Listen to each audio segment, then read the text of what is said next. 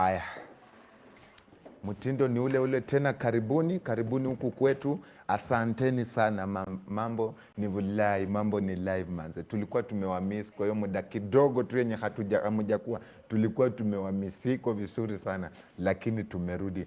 Nachukua nafasi hii kutuma salamu. Natuma salamu kwa watu wetu wa Western. Kama unajua natoka Western, natuma salamu ikufikie. Kama unatoka Eastern of Kenya, pia nachukua hii nafasi kukutumia salamu sikufikie kutoka Obinna Show live. Huku ndio nyumbani kwa kila mtu, home of positive vibes.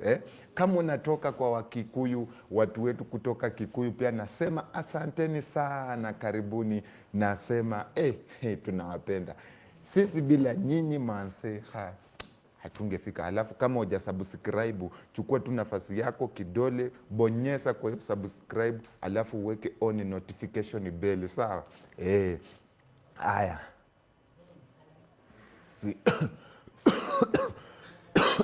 Aya, si tunasonga. Kama unatoka Kisumu, jo Kisumu duto wa moso jo Kisumu duto wa moso wawacho erohamano jadong, erohamano. Tunawapenda sana kwa kututisama. Asanteni sana kwa kuchagua runinga yetu na ikue kama kitu cha kwanza. Inshallah mtakuwa mnatuonanga tu kila siku. Inshallah tupige magoti, tuweke mikono juu, tuambie Mungu Baba, Obinna Show live ikuenge kila siku, si ndio? Nani ananiita? Pia kwa mkono wangu wa kulia naona Ones pia hajawacha kujichokonoa. Kujichokonoa, amesakula nyama huyo. Ones asakula nyama. Koriri pale ako kwa mitambo. Koriri sasa ni kama endi ako kwa msahara kubwa zaidi. Kitambi pia imeanza kukuja. Koriri. Aya, sasa situendelee. Live from South Italy. Watu wa South Italy, mafanisi wetu wenye wako nje walipanda ndege kuenda majuu. Asanteni sana. Naona pale Kevo Dope, Mr. Twaka, pia kwa pale Mr. Twaka. Yeye ndiye anajua kudance kila aina ya style pale. Pia our able director Mr. David Osongo pia yuko pale hivyo. Asante sana David Osongo ama David Ramsey ama Ronze Osongo. Huyo sasa ndio director mkamilifu, mtiifu, musikilifu. Director masuhuri. Mkiniona hapa nimewaletea story kabambe. Unajua story ya Vasa sijamaliza. Anyway, tuendelee. Live from Musemanga, humujui hapa. Asanteni sana wa Mudenda. Asante very locked. Asante sana Dapaman. Mimi ni Rashid from USA Arab. Asante sana watu wetu wenye wako USA. Ibrahim from Eldoret, watu wetu wa Eldoret manze, tumetuma salamu. Kama unatoka Eldoret, karibu sana. We cannot take it for granted. Welcome very much and enjoy our show. Watching live from Qatar, Kahoma pia. Asanteni sana. Judge Pachoreshendi live from Mombasa. Jamani, watu wetu wa Mombasani tunawapenda. Tunasema karibuni sana. Ketini kitako watch Obinna Show live. Aya, hi Dapaman, hi. Bruce Bamba, tuko live. Dapaman Show iko moto. Asanteni sana manze, watu wetu mahali popote mnatutisama. Tunasema tuko ndani na lazima tuwalete burudani ya kutosha, si ndio? Nilienda Mombasa bwana, watu wetu wa Mombasa, nilienda Mombasa. Kumbe swimming pool iko kila mahali Mombasa. Swimming pool iko Mombasa kila mahali. Tena bosi anapanga tena nikuje kwa Mombasa tena niogelee kwa swimming pool. Niliona swimming pool kila mahali pale Mombasa bwana. Ukifika tu pale unaona swimming pool. Ukikuja hii swimming pool. Pia naona pale Singa Miles. Leo akai chini. Singa Miles leo kukaa chini ni sida, ni tabu bini tarabu. Aya. Gospel Kido live from Narok. Asanteni sana watu wetu wa Narok. Official testa utawala niko locked in. Manse watu wetu wa utawala. Watu wa utawala. Mimi naisu utawala. Utawala tunawapenda. Asanteni sana manse kukana mimi. hapa mnasema lazima ambia mwenzako mwenye hajaochi show akuje aochi atisame so ni moto bana. Live from Kenya, najua tuko Kenya, hata mimi ni Mkenya. Je, wewe? Aya, Happy Clara live from Taita, asante sana watu wa Taita. Ramla Abi, so ni moja tu ya Obinna ya hakuna ingine, hakuna ingine. Ukiona so ingine, hiyo ni copycat, lakini hii Kenya ama kwa hii country show ni moja, Obinna Show live, one and only, the best place to be. Hapo naweza jua kisungu. Aya, Moses Jim David live kabisa, tuko hapa kijana watching. Thank you very much. Thanks you very much for watching this show. Hapa tunakaribisha kila mtu, hapa tunasema asanteni sana mwanse. Live from Nairobi Embakasi, watu wa Embakasi, wapo wa Sumu Puli kwa Mombasa, kila mahali ukitaka Mombasa Sumu Puli ni bure, alafu tena ni bure. Mombasa so unaogelea bure, Sumu Puli ni bure. Live from Kisii, watu wa Kisii, Mbiore, Mbiande, aya, one and only bossy, hakuna mwingine, one and only bossy, Ogadi Tap. Sandra Chepkoech, please. Yeah, man, say Sandra, pia we nimekupatia salamu sako. Mwande Sila, ni aje dapa man, live from Taraka University. Asante sana watu wetu wa university. Kama we ni comrade yoko university, manso umesevu mtandao wako, bundles zako umejifinya, tutisame manse, tunasema kudos. Nayo. Aya, Joshua Muyanyeti live from Ngong Road. Uko kwa barabara. Asante sana kututisama ukiwa kwa barabara. Eric Komwocha, Mbuya Muno, Davido yoni. Haya, watu wetu wa Kisii pia wako in. Desmond Arnold Ashali, Kitengela iko locked in. Watu wa Kitengela pia asanteni sana. Dalton Burore, dapa manuapi kumbafu. Ziko hapo nje, hizo ziko hapa ndani sahi. Moses Jimmy, hello Obinna, dapa man tuko live in, asanteni sana. Asante Isaac, watching live from Samakingurue. Samakingurue na nyuki ndio kudonjo, asante sana. Salimia babangu Obinna. Sandra Kipukoech, Jepukoech, sawa. Gladys Saningo Sanero, live from Planet Mars. Miriam Mwangi, live from Nakuru, say hi to Korir, hi. Aya, tunasonga tu aste hadi tukamilishe. Newton Onje, live Dapaman swimming pool. Nimesema Mombasa swimming pool iko kila mahali. Mombasa swimming pool iko kila mahali. Asanteni sana Joseph. Ambia bosi hii mwaka isiishe. Haya. We, sawa. Masi na Sieki, Dapaman, Unioni. Nimekutisama, ndio nimekutaja jina lako na nimekupa pia salamu sufufu, salamu zikufikie mahali popote ulipo. Belinda Njeri, Dapaman, I'm live from Lodwa. Haya, sawa, watu wetu wa Lodwa pia tunasema asanteni sana, karibuni sana. Asante kwa kuchagua hiki kipindi kama kipindi chako ukipendacho, na usichoke kututesama, tutisame mpaka tamati. Haya, Salome Lupembe, live from Tanzania. Watu wetu wa Tanzania pia tunawapa salamu sufufu kutoka kwa kipindi cha Obinna Show live. Obinna Show live kwa Kiswahili ni kipindi show ni kipindi cha Obinna. Hapana, kuna jambo sahihi, kuna jambo sahihi la kutumika. Hata mimi which is show ni muonesho. Show ni kipindi. Wacha struggle. Show ni muonesho. Zimpe jibu. Atapata jibu. Show ni muonesho. It might not be correct but it's still an answer. Show ni muonesho. kipindi show. Obinna ni jina, itabaki tu kwa Obinna.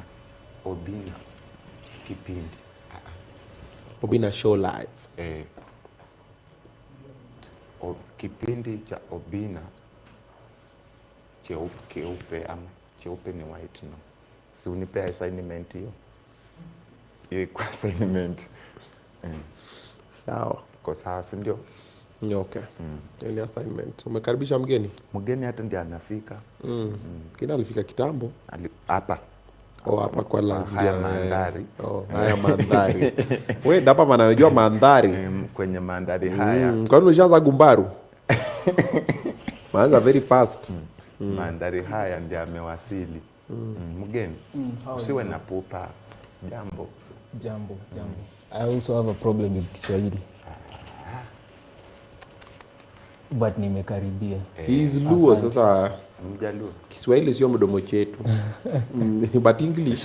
Sasa shida ni wewe uko poa English yako na shida na English. Si tutajaribu. Kwa Kiswahili uko na shida na Kiswahili. Kiswahili niko na shida nayo. Kiswahili nilikuwa na shida nayo hata kwa vitabu. I never had the motivation. It's been an ongoing problem. A battle. In fact, my grades went down particularly because of that subject. Si kuongea tu, pia ni kwa vitabu. Funga mdomo bwana. Maneno hata inatoka. Umesikia Kiswahili tu ndo subject ilimelemea wewe? Mimi najua nilikuwa hatari. I was hatari. Subjects gani? Subject. Masomo. Nilikula kitabu mpaka mali, sasa wakasema no, usikuja ahead. Usinione hivi. Kitabu nilikula. Kwanza nasari. Hesabu za nasari nilituanganga.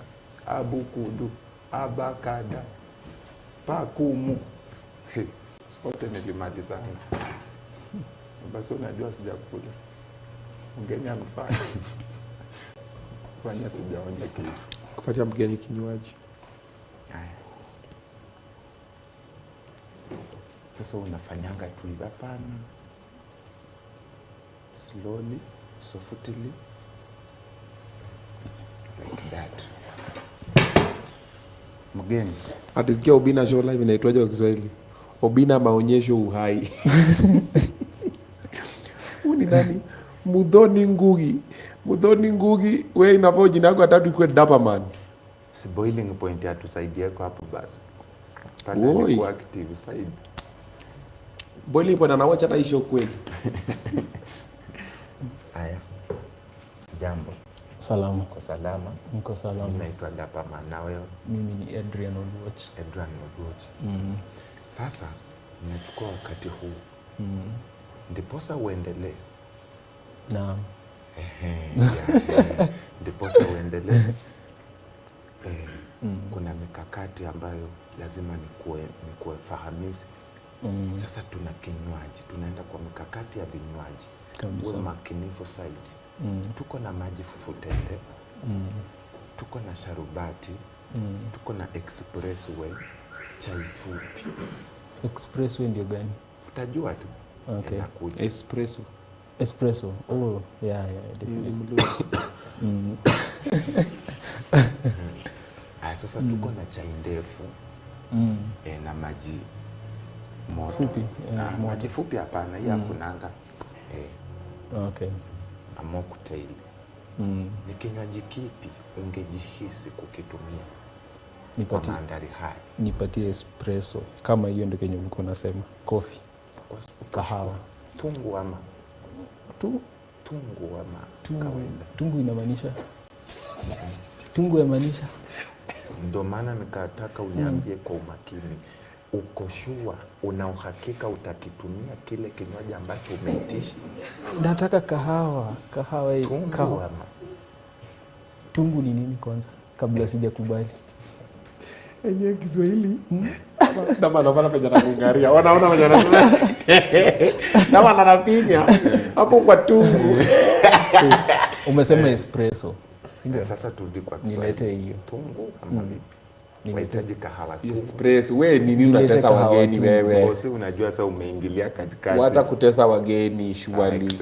Wewe first of all unajua kwa nini Waluya wengi wanaishianga kwa Wangware ama Kangemi? Ama Udhiru. Unajua Waluya wakitoka Western wakipita Uthiru wako Kangemi. Ndio karibu na Mungu waro. Karibu na country bus. Ni karibu na Western. Si ndio? Ukiona Mluya aishi Embakasi, au huyo ni Mluya ako na confidence mbaya na maisha yake. Na utawala. Huyo sasa ni Mluya sana, huyo ni kama wewe. Sasa ni wale Waluya sana revolt. Waluya original. The farthest wanaenda ni Kangemi because sa ukifika time ya kama hii December, sasa unajua washapack vitu zao na ngoja kwenda Christmas. Country bus. Viti, wengine wanabebanga na wanga na pikipiki. Unga, bibi, watoto, nini mpaka ushago akirudi anarudi nazo tena.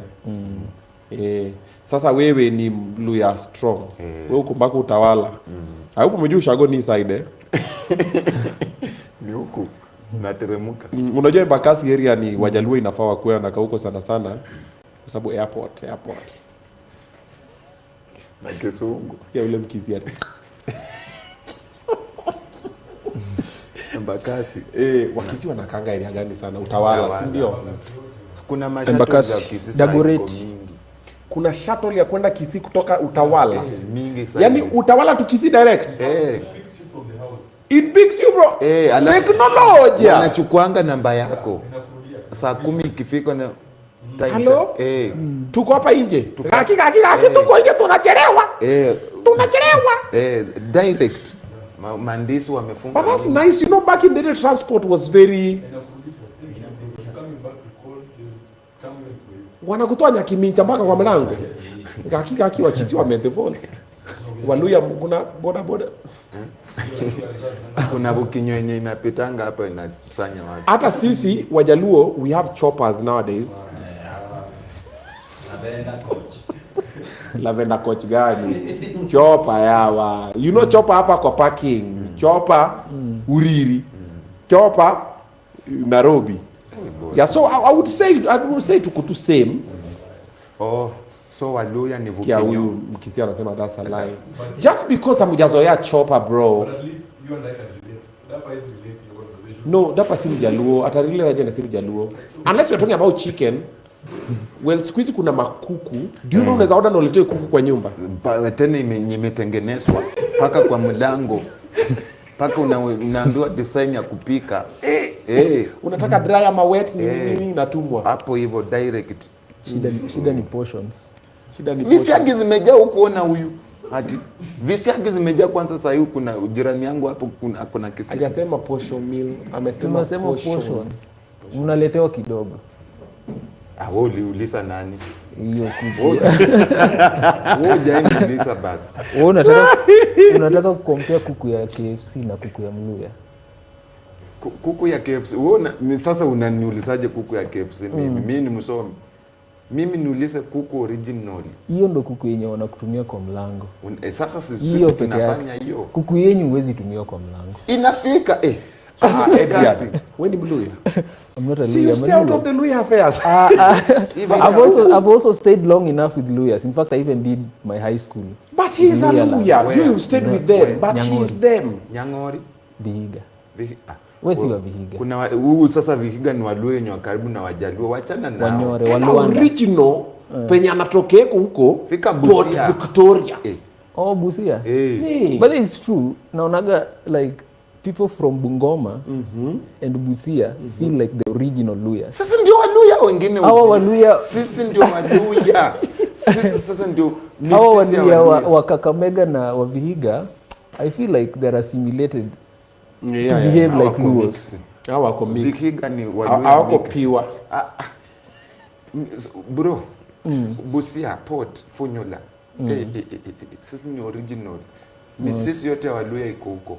Okay. Sasa unataka mimi have interacted with Luyas from Vihiga and Kakamega. Luanda. Sasa Luanda. Huko ni kwetu. Hapo Luanda is that's our market. Wajaluo. Wanyore, huko ni Wanyore. Yeah, Wanyore. Unajua kuna vitu wenye inauswa tu life na haitakikani. Yeah, najua. Unajua. I know. Sasa They supply the entire region. Sasa unataka kweti? Kwa Wanyore kuna kitu inauswa tu life hivi. Na kihaki mimea fulani. Anaongelea mimea fulani. Mafuaki. Mafuaka. Hiyo ni kama ugali huko. Sasa unataka kuku. Hiyo nili experience hata high school yetu. Bro. Ilikuwa imejaa. By that ule anakuwa Mluya, si ndio? Ule si ni Mluya wa Busia huko kwetu. Hebu kuja hako. Huyu ni Mluya kwenu? Waluya wamechange. Huyu ni Mluya. Wewe ni Mluya kwao? Songa hapo waone Masigwembe on. Na Sigwembe hii. Hiyo ni Masigwembe ya nini? Wewe pia ni wa Busia? Wewe umeniambia ni wa Busia.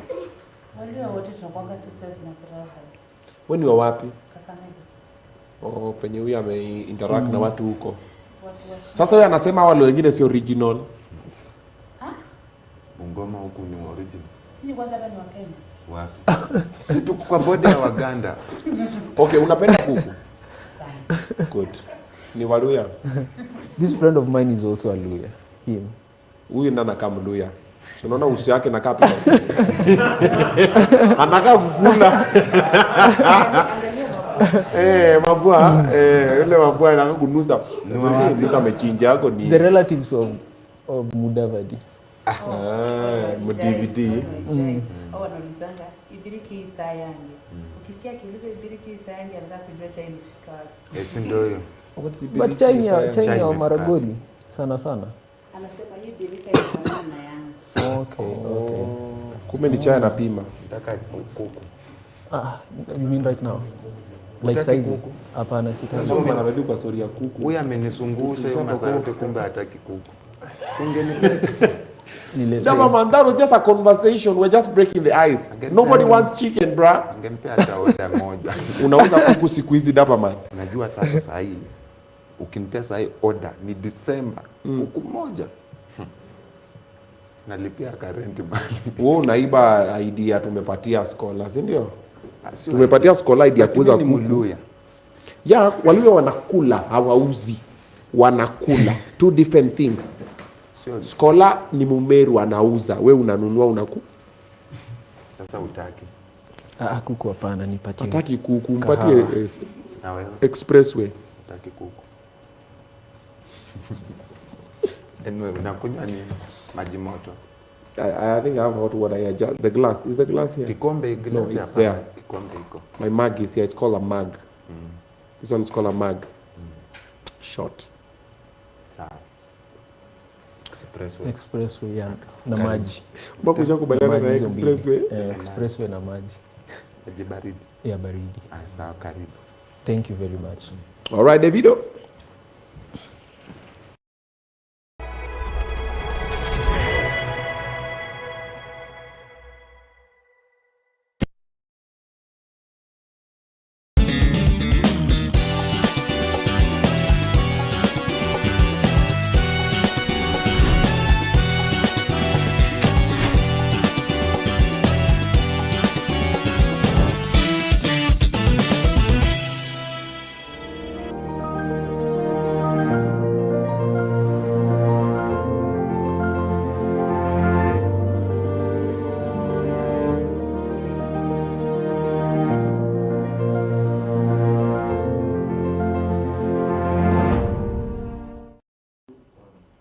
What's up, everybody?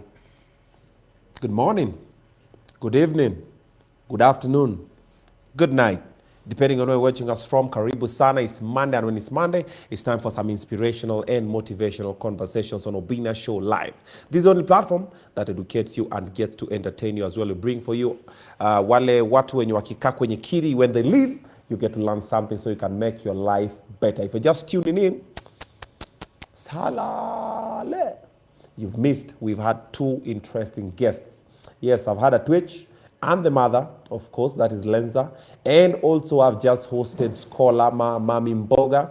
Yeah, she's a graduate from KU. She did finance, but right now, anauza Mboga because of life the way it is. Those are two very interesting conversations I wanted to catch up on. But not to worry, it's on YouTube. You're going to get it tomorrow. But for now, you're right on time for this one because I also have another educated gentleman in the house. And after this one, we're going to be having some fireworks. So if you're figuring out where to get your fireworks from, I'm going to be hooking you up with Jay's Pyrotechnics. They're coming up next. Then after that one, of course, munamujua ni Iyani. Yes, akuje tuone kama hizo rumors wana spread ni ukweli ama hizo rumors wana spread si za ukweli. So he's gonna come up next after that one. All right, but you're right on time for this one.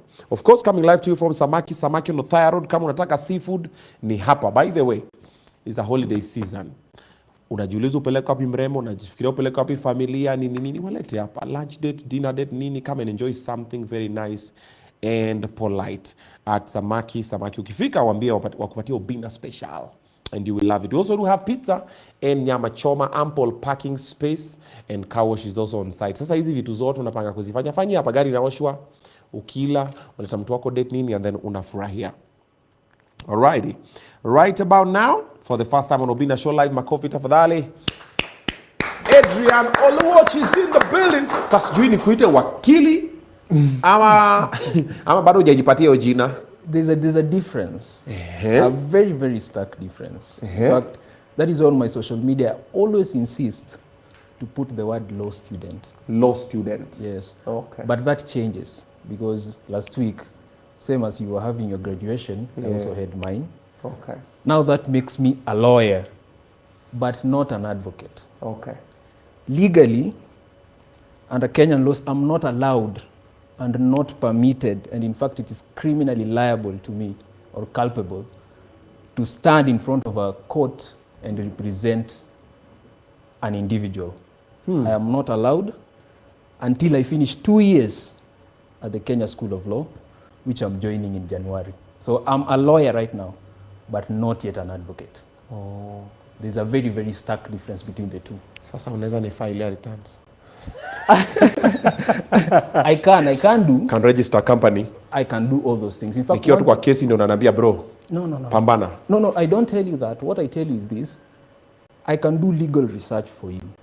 In fact, when you're a lawyer, for the 4 years that you've been in university, you have learned about every basic branch of law. You've studied criminal law, family law, succession, constitutional law. We study them as course units. So we have studied about more than 48 of them. So I can legally research for you because I have the knowledge that is required. And also advise. And to also advise. Okay. So things such as returns, also doing case research for someone, I can do that. But the moment I go to court with you and I stand in front of a magistrate and I tell them I'm representing Obinna, the first thing the magistrate asks, are you on the role of advocates? If you're not, Kwisha wewe. Start defending yourself. you start defending yourself now with the disciplinary committee of the Law Society of Kenya, and you can actually be dismantled from taking on with the advocates training program. That is why we are very, very careful with that. We always make it straight with our clients. But there are a few people who have been very courageous to do it. Wacha. Yes, like the recent case in Kisii, there were individuals in Kisii who were found to be It had to be kissy. fake advocates. It's true. Yeah, you had the incident about those two guys Of course, in he Kisii. is a media practitioner. He would know what is happening in his backyard. So the Kisii guys, it's not that they did not know anything to do with it. In fact, they were lawyers who had already graduated. And Yeah. in fact, they were advocate trainees. But they So were wako courageous KSL? enough. Exactly. They're still in KSL. But they were courageous enough to go on before a magistrate and say, I'm an advocate representing so and so. So the other party noticed. And they said that, I think I know this guy. And I know when he's supposed to be graduating at KSL. Kwisha wewe. So the other party takes that time Snitch. to now snitch. Snitch. The no advocates can snitch. The Instead of reason you watching. do that is because in the interest of your other client. Let me tell you a story of one time I tried doing it without prejudice, so I cannot be held accountable for this. Tuambie And na I'm only terms saying tuna understand. hypothetically. Sasa without prejudice. Una confused hapa man. I'm only saying this for entertainment purposes, Okay. or hypothetically, meaning it might not be a real situation that I did. Okay. But so hypothetically, there was a time I tried to. There was someone who had a begging small claims matter. And I told the guy, okay, just give me the money. I'll file for you this matter. So the day came for the mention. Hypothetically. And I told the individual, okay, I'll just appear for you. You don't worry. The small claims court has a lot of cases. And the magistrates are not really keen enough to look at who's on the advocates of roles. Because a small claim matter only hears small cases to do with less than 1 million shillings. So I went and appeared before this magistrate confidently. My name is Adrian Oluoch. I'm the advocate for so and so. The magistrate did not take time to also look at the advocate's role. But as we were proceeding, the other advocate asked, is this Adrian Oluoch that I see on TikTok? Why? Kwesha wewe. And in fact, he said, I'm actually a fan of you, but you're not admitted to the bar. So the only way I actually got away with that is because it was a small claims matter. Sema ni a content. small claims issue. Tungesema na shoot content. So I just told the magistrate, you know, I'm holding brief for another lawyer who's actually not around. And since it was just a small claims matter of someone who wanted just about claiming for debt of about 30,000, it is not that of a serious issue. So the magistrate let me go on that. And he just said, Oluoch, let me just get your written submissions, but I'll not allow you to talk, don't do this again. It is always that serious. So there's a very big difference between a lawyer and an advocate. So sasa tungekuwa nafanya hii interview kamiti na wewe. Ama inda. Something like that. Umeingia pale ukajisikia heavy spectra. You do, but sengine, unajua, you have to do that. You know, as a law student, and it cuts across every profession. Kama umesomea kitu, start giving out the services. Anza tu. Usingoje upewe karatasi na unini. Kama wewe ni saizi ni an engineer, a structural engineer, you're in 4th year, you can literally do everything. Go to someone and tell them that I'm capable of doing this, but I just don't have these papers, but I can do it for you. Mpaka nyumba yanguke ndio tarealize au kuwa na papers. Maybe so. Unajua mimi nimewatch Suits sana mpaka mimi naweza jirepresent ni. No. Nikifungua ile kitabu ya law. Zile Suits nimewatch. Na watch tu hivi Harvey na ule nani anaitwa aje? Mike Ross, si ndio? Ti Mike Rua. Mike Ross nimewatch hivi mimi nikisimama mbele ya magistrate. No. What happens at those shows, there's a stark difference between what happens in reality. Aiwacha. Very different. Very different. Venye wana researching hiyo ni nini? Very different. All those things are just exaggerated for entertainment. In fact, the court process is even more stressing than you think. The real court process. Sisi ngine na suti moja safi kama ile ya Harvey. It just doesn't happen. Excuse me, Your Honor. I'm a bit late, but now my client. Take a look, for example, like that. Which magistrate would allow you to be late in his or her court? Do you see how aggressive magistrates are with advocates? By the way. In to get away with murder, a lawyer might even pop up with new evidence and say, you know, I've found new evidence. Yes. Maybe even in suit. May I bring to your attention? Try do that in real life. The moment you start adducing new evidence, the other party stands up and says, Your Honor, we are not privy to this evidence. And the evidence that this person is presenting, we have not had an opportunity to even cross-examine the person who has presented this evidence. That is what happens in real court. So the moment you come with that new evidence, the other party is already striking it out, or is already seeking for more time from the court so that they can examine the other person. So that evidence does not work as fast as you see in movies. That new evidence might not even take us for the next 2 years, an extra 2 years for that case. So I keep telling people that those shows are just for entertainment. The court process is so technical that you cannot even comprehend to do certain things that you see in movies. Ni noma. Kumbe ndo sababu Ongoya anakuanga No, as pertaining, no, just answer the question. As pertaining to Cap 1772-34 did you or did you not? No, did you or did you not? Answer the, why are you sweating? You're perspiring profusely. Is the AC too cold? Kumbe that is why Mutuse. Tulikuwa na nyanga mwana Mutuse anafanya mambo yake. That is now cross-examination. In fact, cross-examination, that is when you know you have a good lawyer. No, me have a good one. Nilipelekea mtu mbio. Willis. Willis ni stima. Yeah, Willis is a good lawyer. He's a good lawyer in terms of arguing very logically. Yeah.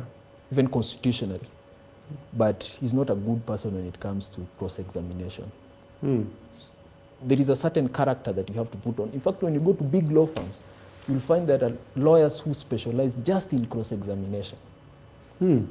Because cross-examination is where you ask the critical questions that can actually turn around that entire case. So that is why you find people like Ongoya are really specializing in litigation, particularly for that cross-examination. If you look at that governor, he has about 7 lawyers, but specifically for that cross-examination, it will be Ongoya who will do it. But another lawyer will do legal research, another lawyer will write certain questions, but specifically for that, it has to be him. Okay. And the importance of this is because what we do in a court of law is when you are given the opportunity to cross-examine, we want to cast doubt. We want to make sure that the magistrate sees that there's a certain doubt in that evidence. So the moment I tell you, answer the question, yes or no, but you keep hesitating, the magistrate now sees that there is no clear evidence in this. So that is why that process is very important. And you have to get a lawyer who knows how to do it very well. So if you need someone for cross-examination, have Willis on this side, but have Ongoya on the other side, or me. Go pass your KSL first. Go get admitted to the bar. After 2 years. Yeah, after 2 years tutakutafuta sana kwa naambia Adrian, remember you made a promise 2 years ago. Please, kuna seda. Yeah. So for you, you feel like the best cross-examiner in our courts is Ongoya? I wouldn't say he's the best. Judicial appointments. Where do you think our judiciary has failed entirely?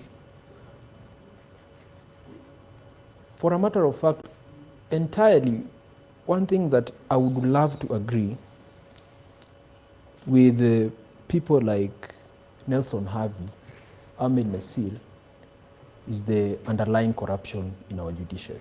Okay. And the reason why you don't see the corruption in the judiciary is because it is very silent.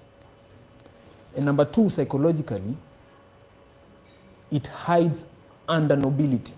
You know, when you go to a court and you see a well-dressed judge, well-spoken, somebody that you fear, according to the rules of the law, you have to call him your honor, your lord.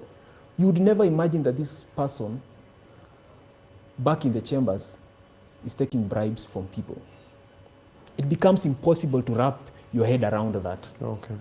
But in reality, if you are a law student, you are a lawyer, you will understand that the corruption in our judiciary is very utterly bad.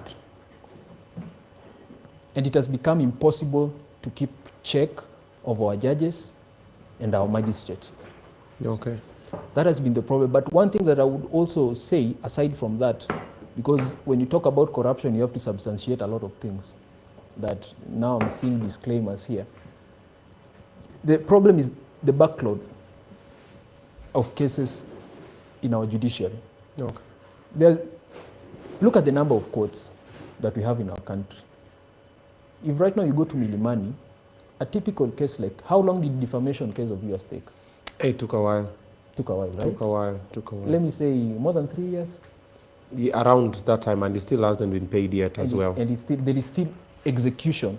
That execution will take an extra 2 years. So you'll be dealing with a case for almost 6 years. Nilikuwa nimejua hii milioni 6 ni December tu, above the head. So nitoe hiyo budget. Obinna, in fact, let me tell you, the problem is, in fact, lawyers will always say, to win a case is easy, but to execute is the problem. In fact, when I'm a lawyer for the other person who we lost the case, I will put up hurdles over hurdles. Yeah. By the time I am paying that 6 million shillings, it is 3 years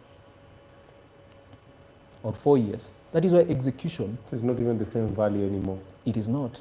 That's why it becomes a problem. Execution is now getting the other party to do what the orders have stated. And there's nothing that the law can do about that. Hakunanga timeline? No, there is no timeline when it comes to execution. If another thing comes, we'll argue over that thing. If we have an order for an auction and another thing comes with the dispute of the land of that particular individual, we'll wait for that dispute to be heard so that you can be given that land. So you see, that those are the technicalities of the judiciary. They have never decided to solve the issue of backlogs, whereby we have more cases, more courts, more judges. So the solution is to get more courts and more judges. Resources. Or more resources will More help resources. solve them. More Why are we resources. not having more judges?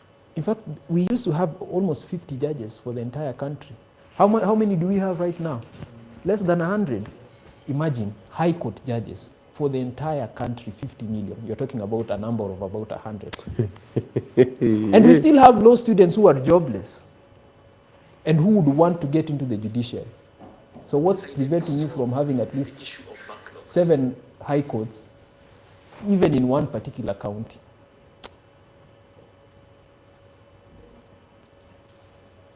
Okay, having, as it may be at the moment, do you, being a law student, do you trust our judicial system? I do not entirely trust our judicial system because I've been part of cases where I've seen judges who were deliberately undermined. In fact, the most stressing part when you're handling a case is when you can definitely see, but you just can't prove this magistrate has been paid and now is acting for the other party. You see them deliberately delaying cases. You see them deliberately hiding files that we do not have a certain file. You see yourself trying to make applications that are always stricken out. But in the corridors, there's someone who will just give you the slight information that the magistrate was given 2 million last night to make sure certain and certain things happen. So how I trust the judiciary is you have to have a very open and a very strong case such that it becomes very impossible for the judge to say otherwise. That's the only way you're going to get away with a case. Because I've seen times whereby you've put a very strong case, no matter how much the magistrate is paid, at the appeal, that decision is always stricken out. That is the only time you can get something fair from the law. But if it is something that any party can win, the balance of probabilities can go from me to you, and the magistrate gets 2 million last night, it's over. There's even a time you had an issue with the LSK president. Yeah, Faith. You said there was a perceived conflict of interest. What was the issue? Of course, the issue, I did not know why Faith deliberately just decided to join that committee. You know, the reason why we were castigating Faith more than any other individual is because most of you don't understand what LSK is. LSK is not just a society of lawyers.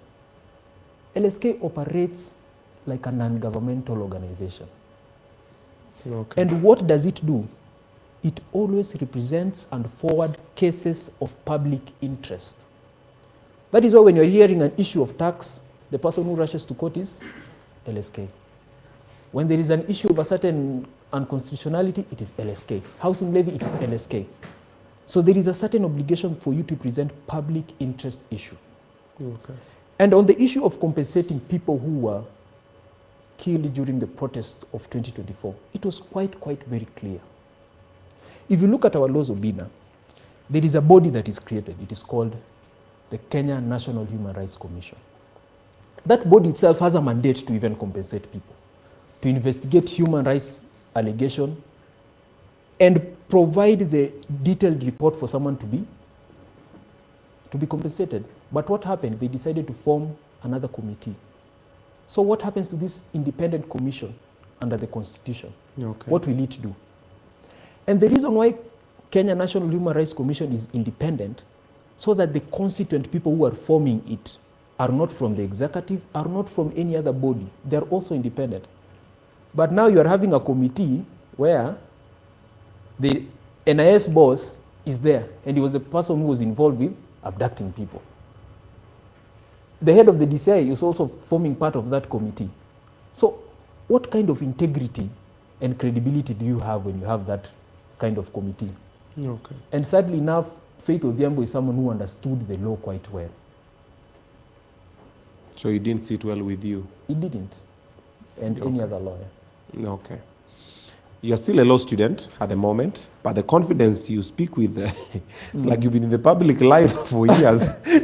Maybe this is the start of it. Yeah. Who are the some of the figures that shape the way you think about justice, leadership, law, the constitution? Some of the figures you look up to, you're like, yeah, this person, the one who maybe shaped my life this way, that way.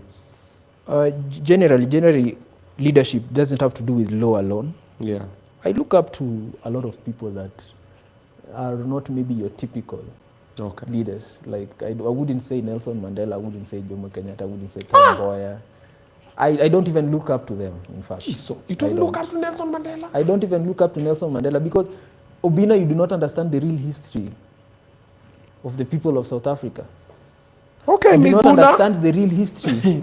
Miguna reincarnated. The real history of Jomo Kenyatta. In fact, Nelson Mandela was prepped up by the CIA to take over South Africa. Look at the situation we are having right now in South Africa. 90% of blacks living in impoverished poverty or in the worst situation. What did Mandela do immediately people got independence? Let's work together with the whites. What happened to the whites? The oppression that they carried ever since apartheid is still being done up to today. Jomo Kenyatta stayed in Britain, I don't know, for over 30 years. He was given over $12 million to compensate the Mau Mau. Went straight into his bank. In fact, even Jomo Kenyatta was involved in killing and hunting Mau Maus who demanded for compensation of land. There is a book for that. So every problem that an African country is facing, it all started from the founding fathers. So when you tell me that I should be looking up to Jomo Kenyatta. I said Mandela. I was like, Mandela. No. Nelson Mandela is the problem of South Africa today. And I would challenge you, read the real history of South Africa. Okay, who do you look up to? I look up to real revolutionaries. Like? I look up to Walter When you were Rodney. Gaddafi. I would rather look up to Gaddafi than to look up to Nelson Mandela. Because people like Gaddafi are the ones who agitated for real change in Africa. Okay. Someone who would stand up and say, why don't we have a central bank for Africa? Why is it that our gold and minerals are being owned by foreign countries? Why can it be nationalized? Do you think Nelson Mandela did that? In fact, Nelson Mandela told them, you can still invest in our own country. You are part of us. But what did they do when they were given that opportunity? They went back to the same thing. So I would look up to Gaddafi. I would look up to, but my real heroes are people like Walter Rodney, people like James Baldwin, Frantz Fanon, Patrice Lumumba, Thomas Sankara. Natembea sana na PLO. PLO Lumumba. Okay, good stuff. Now let's come back to Kenyan politics kidogo. You've spoken about tribalism. You've said it's among the biggest cancer in Kenyan politics. What concrete actions do you think we should take to end this? To end tribalism? Because when you look at it the way it happens, even we just had by-elections, and still we had those tribal blocks and tribal cocoons happening. Oh, wamudhene ni fire, si fire. Oh, sijui nani nini nini. You can't end tribalism in Kenya, Obinna. You know, the problem, that is why I don't like the way most people frame their questions. Okay. You ask, someone is asking, not you, not just general, because that's a question I get a lot from a lot of people. Okay. How we frame the question as Kenyans. Like, how can we end tribalism? You know, tribalism is a very systemic problem. It's just like saying, how do we change the issue of corruption today? There is no one particular reason for that. So you look at the issue of tribalism. Tribalism is an issue of the mindset first. How are people thinking about this particular topic? Are they still indoctrinated about it? And you can slowly see how it is fading with generation. Because Gen Zs have been able to intermarry with other tribes. They've been able to associate with other tribes. Okay. So there's a certain shift in the mindset that when you tell them, hate this Kikuyu, they will ask you questions like, why am I hating this Kikuyu? This is the same person I party with. True. This is the same person I be with. So the issue of tribalism is about emancipation. Changing the mindset of the people for them to realize that tribalism is not worth it. So we do not wake up one day and say that we have changed tribalism. We have to still question it, the very basic essence of it. Because why has tribalism existed for so long? It is because of political indoctrination. For 3 years, tribalism has never mattered. After an election, we go on with our things very well. But immediately before election, Mbadi stands up and reminds Luo that Kikuyus hate you. Another leader stands up and say, wachanana na Wajaruo. But why do they hold on to that notion so much? It's because it favors them, not us. When Mbadi speaks and stands up and says that Luos, let us align with Ruto, it is not because every Luo is going to be appointed a cabinet secretary. It is because it is him. So that political indoctrination has only favored politicians. It has never favored the citizens. And politicians have always made sure that narrative is always propelled. To their advantage. To their advantage. And even these politicians, for example, like 2022 towards 2027 now, our parliament has the highest number of young MPs Yes. ever. Ever, yeah. And most Gen Zs are still feeling completely unrepresented. What exactly are these MPs getting wrong? What's not happening? We have young MPs, they're on the floor, they're in the house, whatever, but young people are still like, watu wako na sisi bana. We still have things that are being passed right under their noses. They are there. But I sit down with them on this show and we talk. Yes. You know, when they passed that bill, we were not signaled. They signaled other people. Money was paid. For example, look at the impeachment of Ricky G. Money exchange hands. You look at Sijui Nini. What's happening wrong? What are they getting wrong? Our leadership, especially members of parliament. Okay. Can I say something that might actually defend most MPs? Okay. And I always start and I tell people, MPs are the most powerful people in a country. Okay. And the reason for that is because they shape policy. An MP does not come out and decide certain things like a president or an executive, but just that power to be able to bring a bill into the parliament, to bring a certain policy into the parliament, that is the most powerful thing. Okay. But now the problem is this. You have to understand that most bills are always sponsored by people, and exactly corporations. You know, in a political structure, you have to know that there are people who pull the strings. Okay. I'll give you, for example, do you know our agricultural sector has been very subsistent, or has been owned by people? It has not been commercialized or corporatocratized, in another word. But then there was an intention of a company in the US called Monsanto, which controls about almost the entire agricultural sector of the US, whereby they produce GMOs. So they decided that they want a market in Kenya. So what do? They come up with a bill, and they meet MPs somewhere in the corridor, and they tell the MPs, you know, we are looking forward to have a certain bill to introduce GMOs into your country so that this and this can happen. So for them to reintroduce that, they have to talk to the MPs first, who have to craft the law that allows them to do that. Definitely there are incentives. They pay up the MPs 1 million, 2 million shillings. So an MP comes up in parliament and say, I have a bill that introduces GMOs in Kenya. But in real sense, that GMO is for them to be able to control the agricultural sector of the country. And one thing about these individuals, they will always pick the person to do the job. So if you do not do the job, they will always get someone. There's always someone willing. There is always someone. So that is the problem with, and I've heard Jalango say this quite some time, that ukifika uko mbele, you will realize that what you wanted to do, you will not do it. It might be very proverbial, but what he's trying to tell you, there are people who influence the policy, the people who control the country, the people who control the world. So that is why there is a technical problem of MPs trying to deliver for the common mwananchi. Speaking of MPs, Tanzania, They just did an election, it was chaotic. Do you think their MPs are doing a good job? Do they have a voice? Okay, do they even have MPs to begin with? Because whatever is happening over there, and the MPs are not talking. Tanzania has never even had freedom of speech for the past 60 years.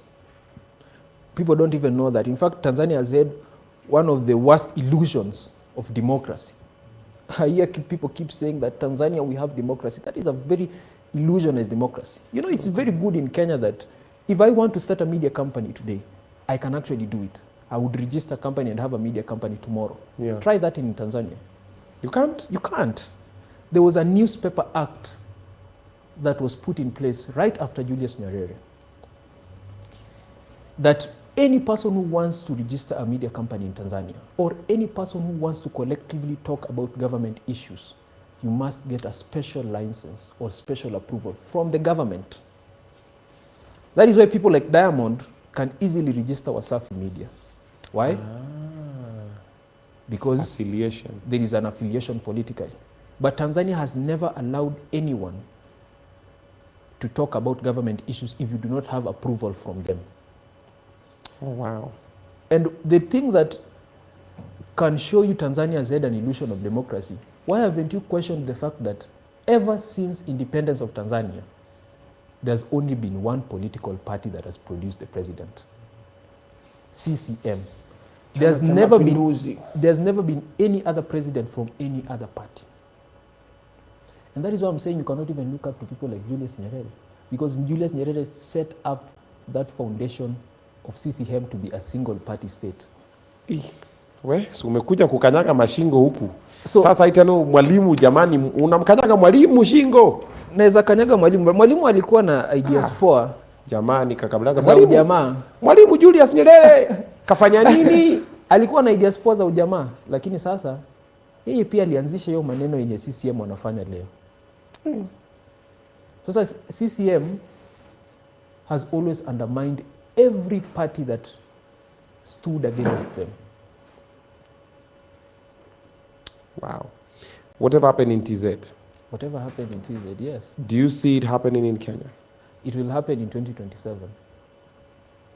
In fact, people should brace themselves for 2027. 2027, Ruto is going to be very ruthless. Because if there is one definitive thing that we can all agree on, no matter the resources that he puts across, President Ruto is very unpopular. They know that even in their own camp. So in 2027, there will be resources. It's either you are bought or you are abducted and you are lost. Because 2027 is a do or die for President Ruto, but at the same time it's a do or die for Kenyans. So in 2027, we'll also see the same script that has happened in Tanzania. Because the card that is there with the team is that we just have to secure an illusion that we're being supported by certain regions. So Ruto will want to say that I have support of Luo region, I have support of Rift region. Then after that, rigging is what follows. And we have said it as the youth of this country that we will question if rigging happens in 2027. You don't feel like the president is going to be re-elected in 2027? The president is not going to be re-elected, and there is no sane individual in this country, whether you've been paid, whether you work for government, to agree that this regime has been working. No sane person, everybody knows this regime has failed in so many aspects. They will pick up the pace. The pace in terms of? Delivery to the people. Which delivery? You know, that is why I keep telling Kenyans, you need to upgrade how we think. How does someone, what are the major projects Ruto has done? A stadium, right? Raila Odinga Stadium. Mau Rironi, Mau Summit Road. Another one? Affordable housing. Affordable housing. Another one? SHA. I will drop the point. Ask, I'll drop you another one. We've not finished. Just keep asking, I'll drop for you the points. In fact, Okay, you'll mention those 4 things. and- no, they're not 4. Wacha tuweke list. No, Obinna. Those 4 things are the ones that has been paraded and has been shoved down Kenyans for them to accept that has been working. Look at the stadium. What does the stadium do for the country? What does Talanta Stadium do? Sports. How does it help in the sports industry of Kenya? Employment. Which employment? That stadium itself is a liability. And I keep telling Kenyans, we have to have pragmatic ideas to solve our Kenyan problem. If I have a problem in the sport industry, why don't I question the corruption and the failure to pay our sports athletes? Why don't I question of the training grounds and the facilities that these people are supposed to be using for training? Instead of just talking about one stadium, how does one stadium solve the issues we're having with our athletes? There are other stadiums that are coming up. There are no stadiums that are coming up. West Kamarini. And in fact, one of the things that should surprise you the most, it took AFCON to be brought to Kenya so that you can have a world-class stadium. All those years. It was out of necessity. But Ruto was not the president. Why are we blaming Ruto for what was not his Ruto just got president the other year. It's just 2 years, man. I'm not blaming Ruto. I'm a very informed Kenyan. I blame the system. Yeah, then why are we blaming him and you're saying, oh, Ruto hajafanya? It's just 2 years, come on, man. I would blame Ruto because his corruption is very open and it's very blatant.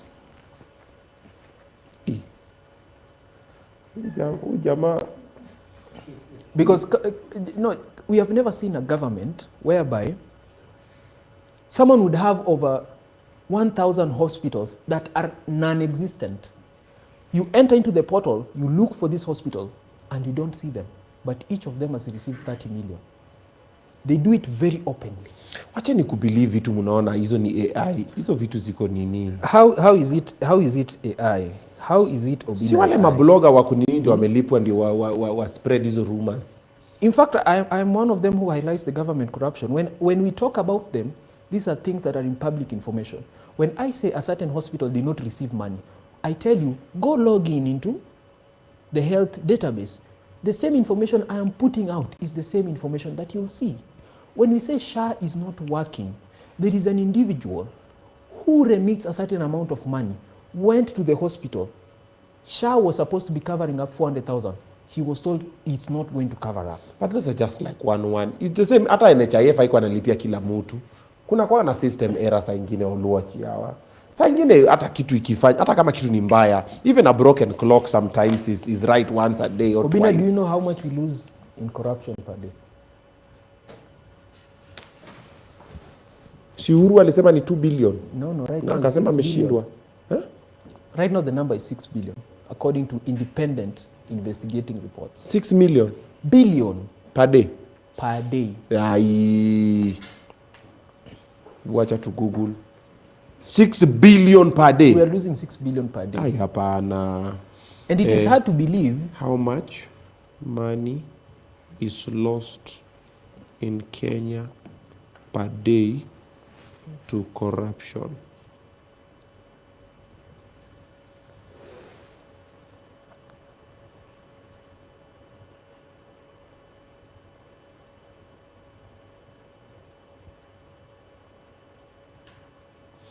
Okay, well, let's continue with the conversation.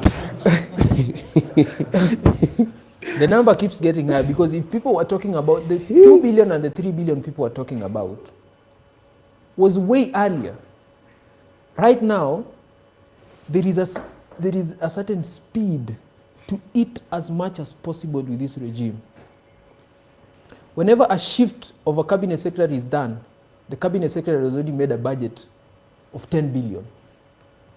The moment Duale comes from one sector to another sector, 10 billion. Me or B? Billion. According to Ethics and Anti-Corruption Commission, Kenya is losing an estimated 608 billion shillings to corruptions annually. That is EACC. The video should divide 608 by 12. But that is an I'm divide by institution. 365. But you know, that is why if you are going to If you want real figures and real information according to what happens in government, strive to look for sources from independent sources. Stop going to look at EACC, and it is the same EACC that has appointments from people who campaigned for the president. So you want them to say anything against that government? Oluoch yao. No. Wewe sasa unakanyaga kila kitu single. Okay, what is that one good thing that you like about our country? Okay, let me tell you, as a citizen, you have no obligation to love the government, to praise the government. And I'll tell you why. That if you build a road today here, that is your constitutional mandate. There is a public fund that you're supposed to be doing it. I am not obligated as a citizen that if you build road here now as a leader, I'm now supposed to be wailing and shouting and praising you. No. So even if you ask me, what is one good thing that the government has done? I'll not talk about any one good thing because you are supposed to do that constitutionally. But if you do one bad thing, I will talk about it for the rest of the year. Correct. Wewe Gen Z. Wewe kuzaliwa enzi ya Moi, si ndio? Wewe ajui kusimama kando barabara kuimbia Moi. Tuzuri wetu mwenye Kenya tunayoipenda daima. Kasmuel has already formed a group to do that singing. It's called Broad-Based Youth Front. Yes. Ngoja wewe. Uko serious ama una joke? No, it was on the papers actually. Yeah. Kasmuel ako na group ya kuimba? Yes, he has formed Broad-Based Youth Front. They are now going to be, you have heard of, what is YK? YK92, the one for Jirongo. So this is YK 2007. Now they're doing 2007. a replica in 2027 to have a youth front now to lobby for youths. And Kasmuel is the front head. So just look at an individual who speaks so well about our problems. Right now is a choir master. Basasi unajua kila mtu ikifika kwa tumbo yake, hata wewe utaitwa tu kando kwambie, young man, we like what you are doing on TikTok, but do you know TikTok will not pay your rent? Sika 5 million, bwana, stop doing these videos. Kidogo kidogo utakuwa umechange pia wewe umejoin.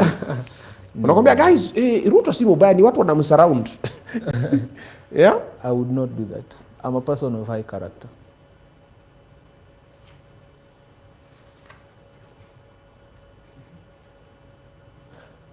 In this life, you will live a very purposeful life, Obinna. Ukitetea wanyonge.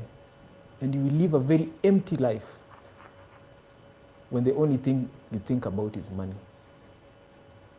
Adrian hujashika pesa bwana. Wewe Bro, wewe hujui kuingia digidobi ni nini na unasema how much? kushika na 32 million. Oya, funga 5.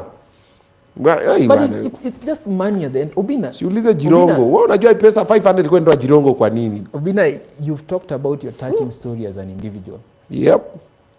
But you've already had the money. But there is a certain way that you just feel. Bwana 100 million. Well, unajua unaangalia 100 million unaangalia hivyo wa Kenya. No. Unasema anayepita mbele yako sasa ni kikundi. Oh, by the way, there's someone who DM'd me. Able give me my phone. It's somewhere there charging. Let me just put this out there because we're talking about this. There's something I wanted to talk about. Okay.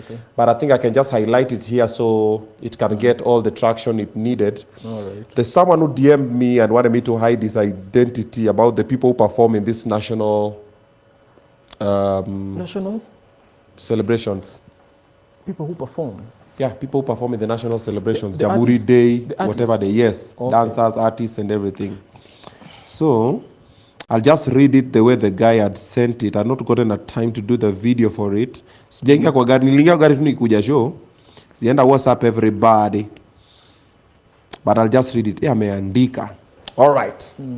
So I'll just read it and then we'll talk about it. Okay. What's up everybody? Oga the Top is in the building. Guys, mwasimu niko kwa gari. Vipi bro?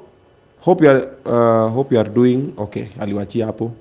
Hello Obinna, akaandika tena, I hope you're doing well. I wanted to bring something important to your attention concerning today's Jamhuri Day celebrations. I was among the dancers who performed during the main entertainment segment. We were 103 young performers from different counties, and we spent close to a month in rehearsals to prepare a beautiful show for the country. The government keeps saying it is giving young people opportunities, and yes, we appreciate being involved, but the reality of the ground is different. After all that work, dancers were paid in unclear ranks. Some got 13K, others 15, 16, 18, 20, 22K. Yet we all put in the same time, effort, and sacrifice. Many traveled from far using their own money and ended up going home with almost nothing. We are grateful for the platform, but young creatives deserve fair, transparent, and equal treatment. We are asking for your voice to help highlight this issue so that the future performers are not taken advantage of. Thank you. Hide ID. Tumeenda home kama tumeleta shida at PPMC offices, but our voices were not heard, bro. Our rehearsals inakuanga daily from Monday to Monday, no off days. Time 8 to 5 p.m. Bro, tumeenda home na peanut after that work. Check performance at Jamhuri, what dancers did.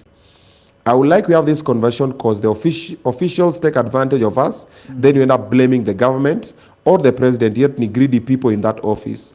The sad part is dancers are now saying the government and the president are not paying artists well, and parents also don't understand how we can appear on national TV and still come home with 13K after weeks of rehearsals. But the truth is, the problem is not the government, it is the greedy officials handling artists. Payments were done in cash with zero transparency, no contracts, and not even tax being paid. It shows there is no proper structure or accountability in how young creatives are handled. We are grateful for the platform, but young people deserve fair, transparent, and structured compensation, not exploitation. I'm sharing this with you because your voice can help highlight this issue and protect future performers. Thank you. Then jana tena text, hello bro, I hope you are doing well. Alinitumia hii on Friday. Aya. So, yote 9-10, wacha kwanza ni screenshot kwa sababu mambo ikichemuka pale inafaa wakili pia kuwa kona evidence kwa karatasi. Okay. All right. So yote 9-10 is the guy is complaining about the money that they were paid in after performing for Jamhuri Day celebrations. And personally I've seen this happen many times before. Many times, yeah. Kwani nyinyi mjiulizangi mbona mimi si performingi kwa hizo Jamhuri celebration? Si mukange tuchinguza tumeona Obinna. Kwa nini Obinna? Yeah, like an MCA job. Why haven't you been there? MC, singing, comedy, whatever, everything. There's a lot of things that are. Hamujiulizangi kwa nini? Ama a few other names too. Amujeo, my name is Jesse.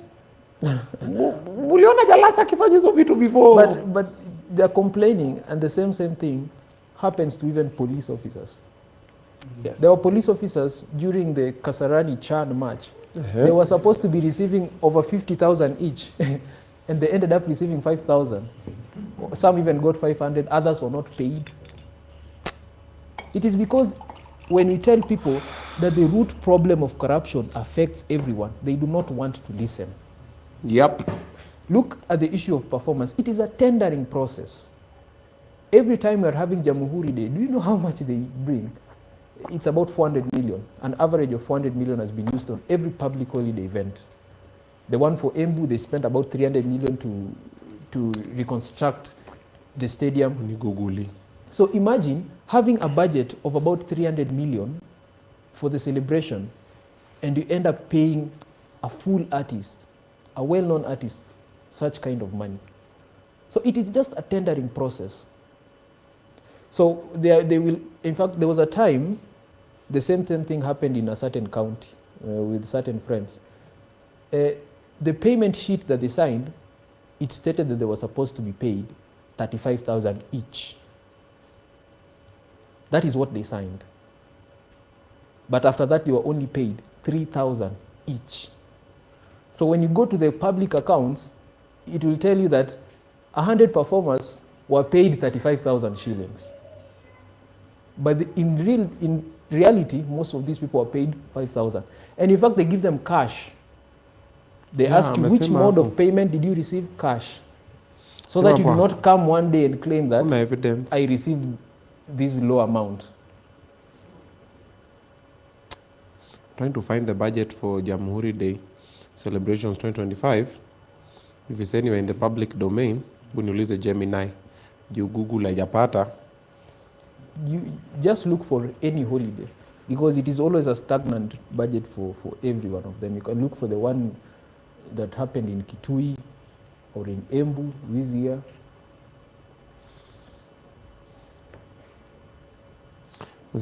In previous years, the government has allocated significant funds for national celebrations, including Jamhuri Day. For instance, the tourism, sports and culture budget was doubled to 23.7 billion for 2024-2025 fiscal year.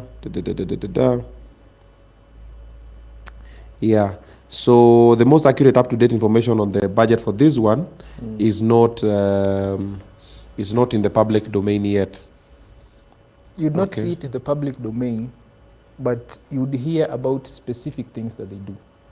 And one of them is that when they are going to a certain place like Embu, first of all, they talk about having to maintain that stadium or to revamp it. So there's a certain budget for it. Yeah. Now let me talk to the people in the government and the ones who will come in the next government and the next and the next. And let me start with the artists. And I've also said this thing before about the police, because the police are normally treated and paid very badly.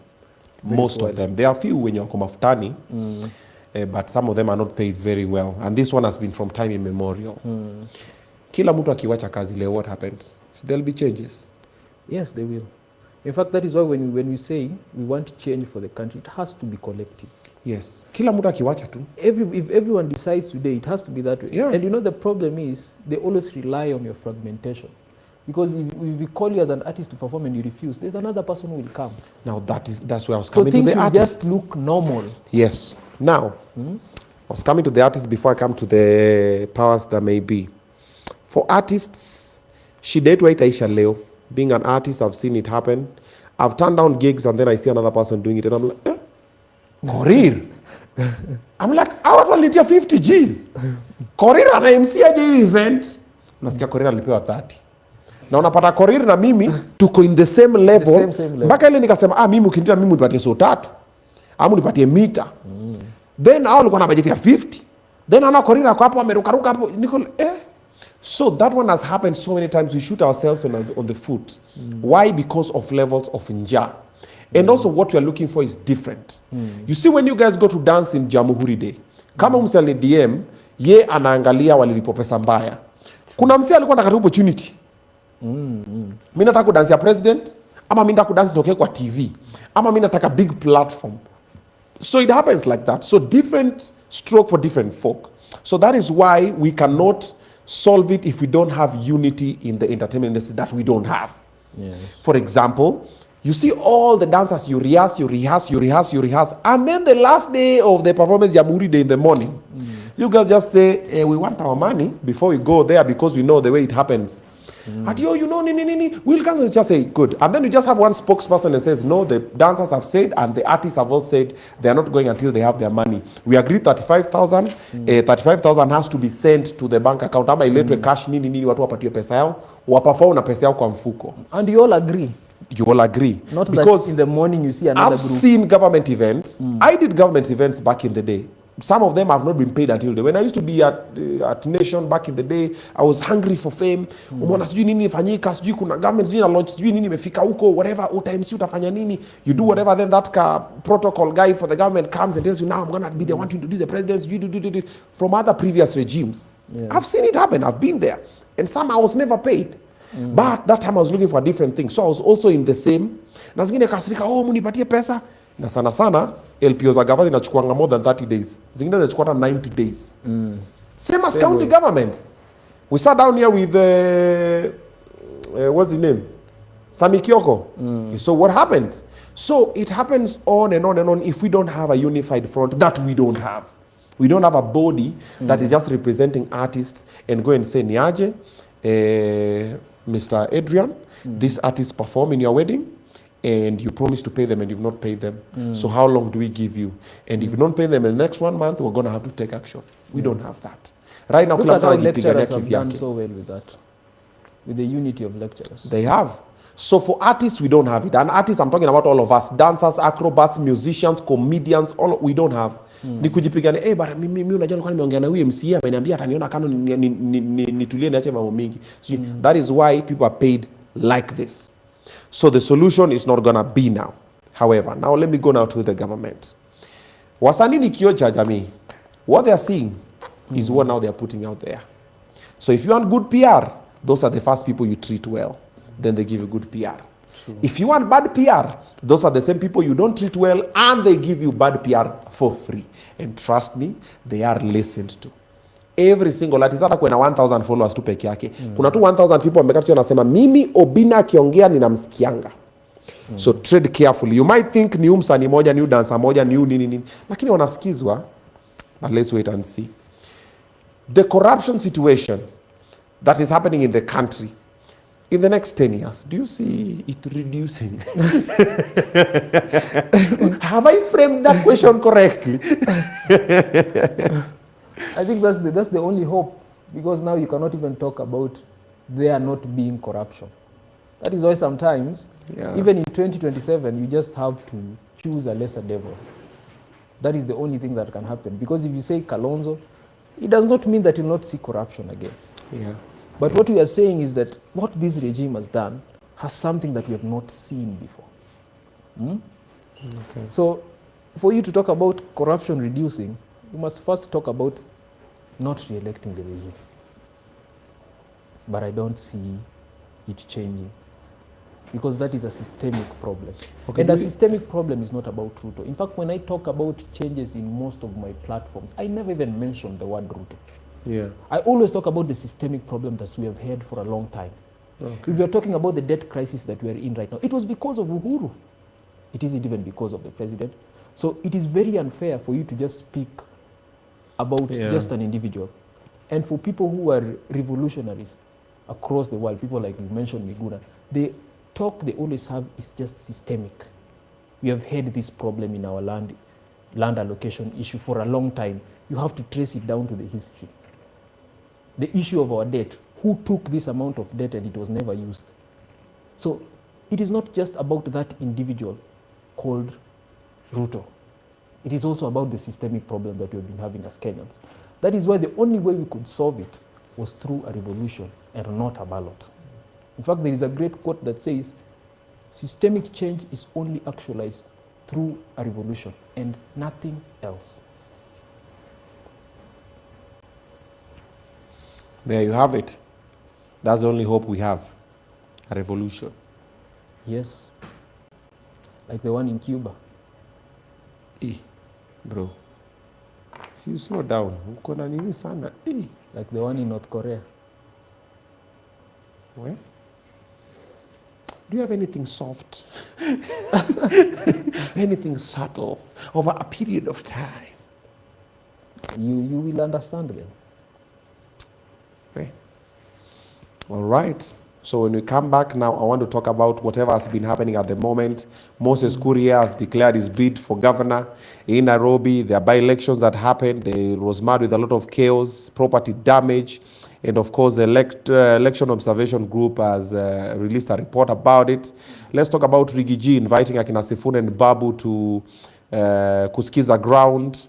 Yes, we're also going to be covering a couple of the state of the nation at the moment. We have a lot of things that are being promised to the people. We also have the opposition politics that are coming through. Natembea was attacked in Kabuchai. We have issues about Jubilee. Matiang'i has become the deputy party leader. Winnie Odinga has been making waves, and people are thinking, she's going to be put in the cabinet somewhere. People are thinking energy, nini. So speculation is hapakule. And let's also talk about the fact that Baba is no longer in ODM. What's going to be happening? What are the Gen Zs thinking about that situation when we come back? But for now, let's talk about property kidogo. I'm talking about high SOP properties. You want to buy land, the best people to talk to are high SOP properties. Why do I say this? Because they're legitimate. The title deeds are ready, the property is already there. When you kwenda tu kuwekelea, alafu unaanza kujenga, unaanza kutengeneza mali yako. Sijui acha nini angalie nini tujadi maketo inafaa tugawe, sijui mother titles, sijui imefanya father title, sijui uncle title. He's ready. Check this out.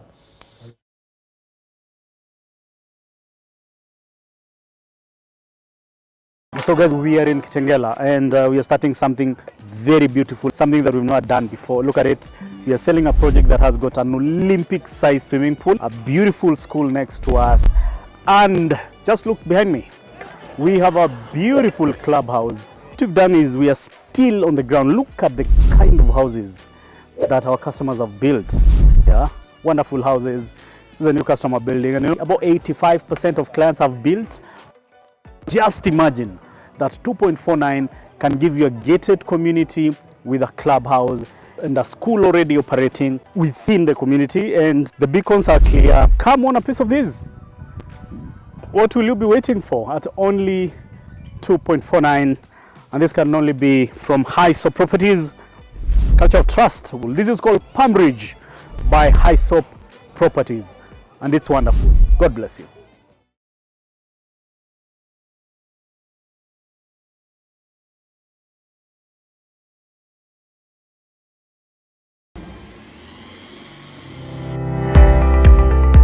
Wow, are your walls looking plain and uninspired?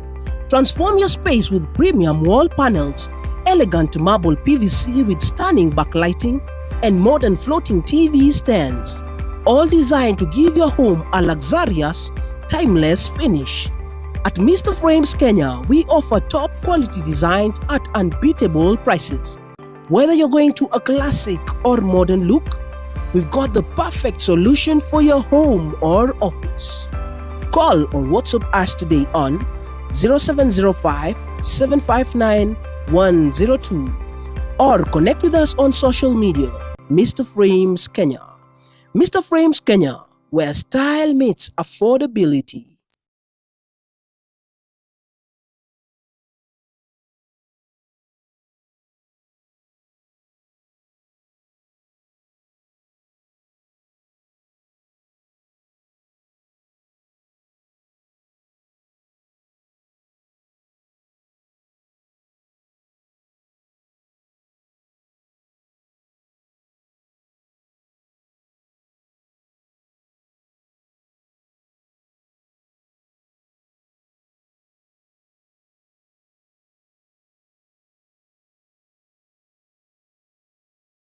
Onyango enango. What is not happening? Adwaranga transparent bwana. Oh.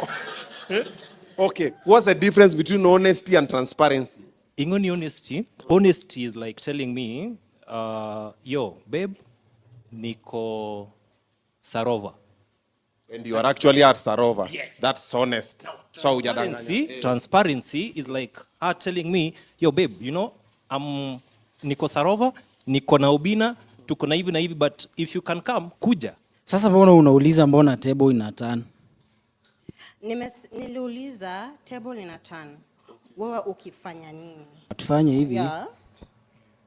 Nani ako na miwani anisaidie?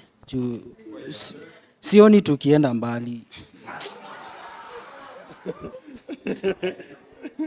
Hata na miwani sioni. Okay, asante.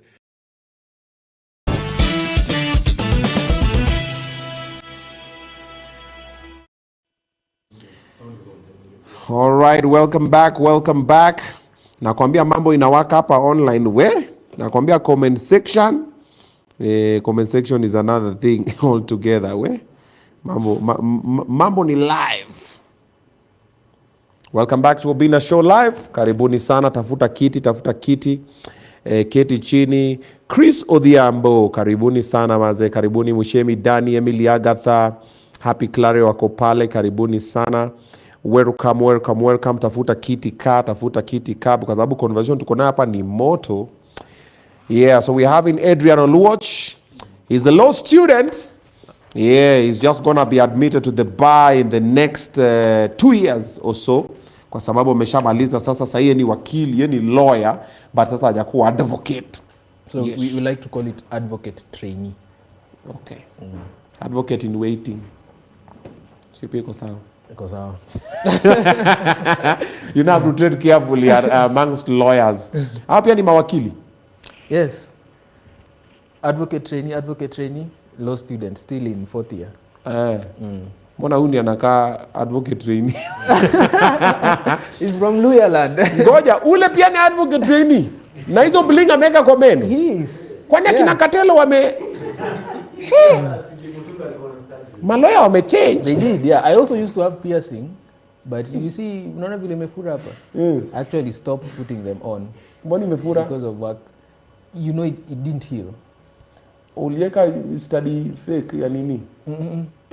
The person who pierced it, like, he didn't do a clean job. But now look at it now. Now you have a study that is. Now I have to cut it. Sini study too. No, it has to be cut. It's a keloid. Oh. Sini sikia mtu akikata keloid ana dedi. A natural one, but an infectious one, like maybe you pierced it, it started becoming big. It can be cut actually. Oh. Okay. So there's no restriction on how you, as long as you're in a suit in law, you can put anything on. Me personally, I've never liked those two wigs you all put on. I'm always feeling it's very colonial. Yeah, it is very honest. And in fact, do you know there is no particular meaning of that wig? There is no symbolism. There is no reason for wearing that wig. In fact, the history of that wig is that during that time there were kings who were bald, so they never liked to be seen bald. So they had to put on a certain wig that was white. So that wig became a symbol of classism, whereby people of higher class were wearing that wig. So because we can so afford the it. judges who are also part of that class were wearing that wig. So it was carried down as a tradition in so hao magaidi wengine wanavanga tu because hawaji pia wanafurahia tu ku apply pressure. There is no reason for wearing that wig. There is no particular reason. Me, I used to see that wig mpaka niko zile surely guys we can't stop wearing this thing kwani bado tumecolonize mpaka sasa. And then I used to think because back in the day watu walikuwa na nywele kama hizo wale wa koloni. Yes. So nikasema so akaambia watu wengine lazima uvae nywele kama hizi ndio mumatch na sisi. Kumbe it was just a class thing. It was just a class thing. There is no particular meaning to it. And they just carried it down. It now became a tradition at the English courts in 1880 something. So after that, whenever they introduced, you know, our courts took from the British system, the English system. Yeah. So every country, Commonwealth country, anytime you graduate as a lawyer, you had to wear that. Na ile magwanda? Magwanda is just, it's the same for just like the degree one. There's no big difference. If you look at it, it's just black like the other one. So ukienda ku represent mtu lazima uvae magwanda. So unaweza ingia na suti tu lazima upige hiyo gwanda. It's just ceremonial. You can just wear it for special occasions. Oh. It's not a must for you to wear it. Okay. But you cannot wear it if you are not admitted to the bar.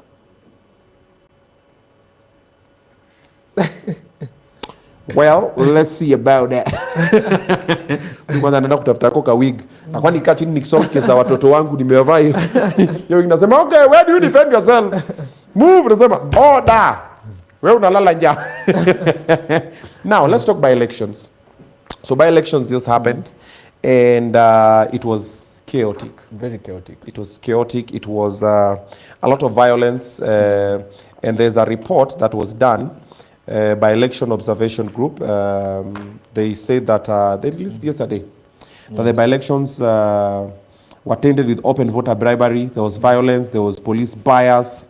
They also warned that Kenya risks deeper erosion of public trust in 2027 if these issues are not fixed. What's your take on it? Did you see by-elections venye imefanyika? Ulikuwa kwa huko I saw ni the nini? by-elections that happened. In fact, we always tell people, voting ends at the polling station. Okay. Hapo ndo kura inaishia. Those things that happen at the constituency level, at the national level, all those are just ceremonial, just to tally everything. But voting ends at the polling station. Okay. You've heard of this, whereby we say that if you're a candidate today for Kasipul, and we have 30 polling stations, and you have an agent in each and every of those 30 polling stations. Okay. That is the final result. The result you get from that polling station. The moment you add it, it should be the same with all these agents. Aroko came here on this same seat. What did he tell you? Spoke about a lot of things. Which He part talked specific? particularly about the polling station. He did a tally of the votes, and Yes. it was not the same. These things happened across board. And I was part of the people who were the observers. Voter stashing actually happened on those polling stations. They don't tell you that a simple act of chasing an agent out of a polling station is very catastrophic to that particular individual. Same thing happened to Raila Amolo Odinga. He did not have candidates in Mount Kenya region. What did they do? They stashed vote for Ruto. In the 100 ya baba, weka huko. So the same thing happened. You cannot tell us about a fair election whereby the agents of a particular candidate, over 30 of them, are chased away from a particular polling station. So they read out a result, chase away a candidate, come up with another result. That is the most important thing I tell people in an election. So even if right now you want to elect someone like a saint, like Maraga, and he does not have the ability to have those agents uninterfered with, then you give these people the leeway to steal elections. And the by-election has now proven the same, because it has been violent, it has been chaotic. There are agents who are very afraid of even trying to come close to a polling station in Kasipul. Yeah. Talk about voter bribery. Do you know why they had to stash those votes at the end? Do you know why? No. It was becoming impossible to bribe people. There were people in Embu who were bribed 3,000 shillings. Do you know how the government has heightened the amount of bribes? There were student leaders here who went to State House. They were given 25,000 shillings. There were teachers who went to State House. They were given 15,000 shillings. A simple by-election there in Meru, in Embu, people are being given 2,000, 3,000. But even after that amount of money, within groups of people, as people were going to vote, they were just saying, I want to vote for Ruto. It became impossible. So you bribe people, they still don't give you the results. What do? You stash 15,000 extra votes or 5,000 extra votes for that. That is the reason why we had to see agents being chased away of the polling station, because the moment you have an agent there, an agent gives you the direct source of whatever happened at that polling station. So if you are thinking of a candidate in 2027, make sure his agents are very, very keen. Because voting starts, voting ends at the polling station. There is someone who's called Maina Kagei, right? Maina Kagei. He's the one who set that precedence in a certain case. Because for a long time, we had a problem with the Section 35 of the Election Act. I bet it's 35. And what this section stated is that even if a result, minor KI, yeah. Even if a result is announced at a polling station, it can still be changed at the national tally. So what used to happen during the Kibaki regime is you are having a voter results of 5,000 at the constituency level, at the polling level. But the moment it reaches the tallying level, it is an extra 6,000. But they tell you that we have this power under Section 35 of the Election Act to change these polling results. So Maina K went to court, and the court stated that that result that is announced at the polling station is final. What happens at the constituency level, what happens at the national tallying center is just ceremonial, just to confirm that what this agent got, what this agent got, what this agent got are just the same. That is why it is very impossible to steal election in Kenya legally. Because if I'm a president and I have agents, before even the day ends, I know who's the winner. So the tallying I have must be the same with what I see nationally. So that is what happened with Maina Kiai, and that is why in law, by the way, we praise that person to have brought one of the biggest election reforms we have in Kenya. I know the normal person might never understand it, but that decision for the court to say that voting ends at the polling station has been very crucial. Okay. 2027, are you trusting IEBC to hold and deliver free, fair, and credible elections? I'm not trusting IEBC for anything. Even transporting ballot materials. I'm not trusting them for anything entirely. Because, let me tell you, Obinna, we have to stop pretending as a country. And I really hate it with a lot of people. We know quite well that even the selection of these IEBC commissioners, there is a certain relation that most people have with the people who are in government. But we want to pretend that these people are just saints. When we see that this is the cousin of this one, this person interacted with this person at this point. But we want to pretend as a country that, oh, these are just high IEBC commissioners, they're independent, they've never worked for this institution. Why should we pretend? At first, we must accept as citizens that those IEBC people are not going to deliver. So what do? We make sure that we become the vigilantes for our own votes. If you are having agents, in fact, what an IEBC does is just give me the ballot paper, right? After that, I'll have agents in every polling station to watch out for my votes. So we have to become vigilantes, and we have to do a little extra more than the IEBC that we have. We should not wait for IEBC to tally our results. We should do it ourselves. We should not wait for IEBC to be manning our ballot papers. We should do it for ourselves. We should not wait for IEBC to announce the president. We should announce it ourselves. Because one definitive stand is that they are not going to offer a free and fair election, and even a simple act of the by-election has showed it. The people shall. The people shall. It's not the people may.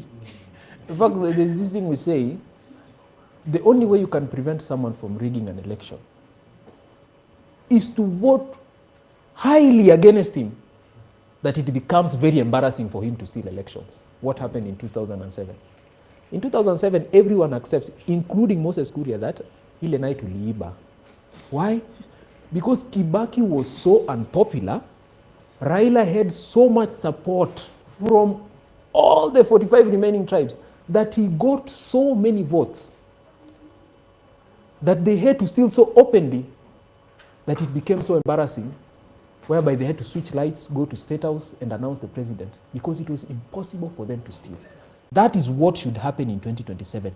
Vote massively against President Ruto. Gen Zs, all talk, no walk, baby. I would agree. Sisi kama Gen Z tumereject. Aya, chukweni kura. Wacha ni dance TikTok. But who is Gen Zs? Unajua Obinna, mimi mnanishangaza. Mtu anaenda kwa by-election anasema Gen Zs did not vote in a by-election. Yep. Was there a tag for everyone to say these are Gen Z, these are Gen Z? They wanted to see a lot of young people moving in. They wanted to see people in with crowds chanting Viva! Exactly. Viva! With flags and iPhones, yeah, and shouting Viva. Now you say, okay, now Gen Zs have participated there. They've come. You don't understand. Even the goons who are fighting there, they're actually Gen Zs.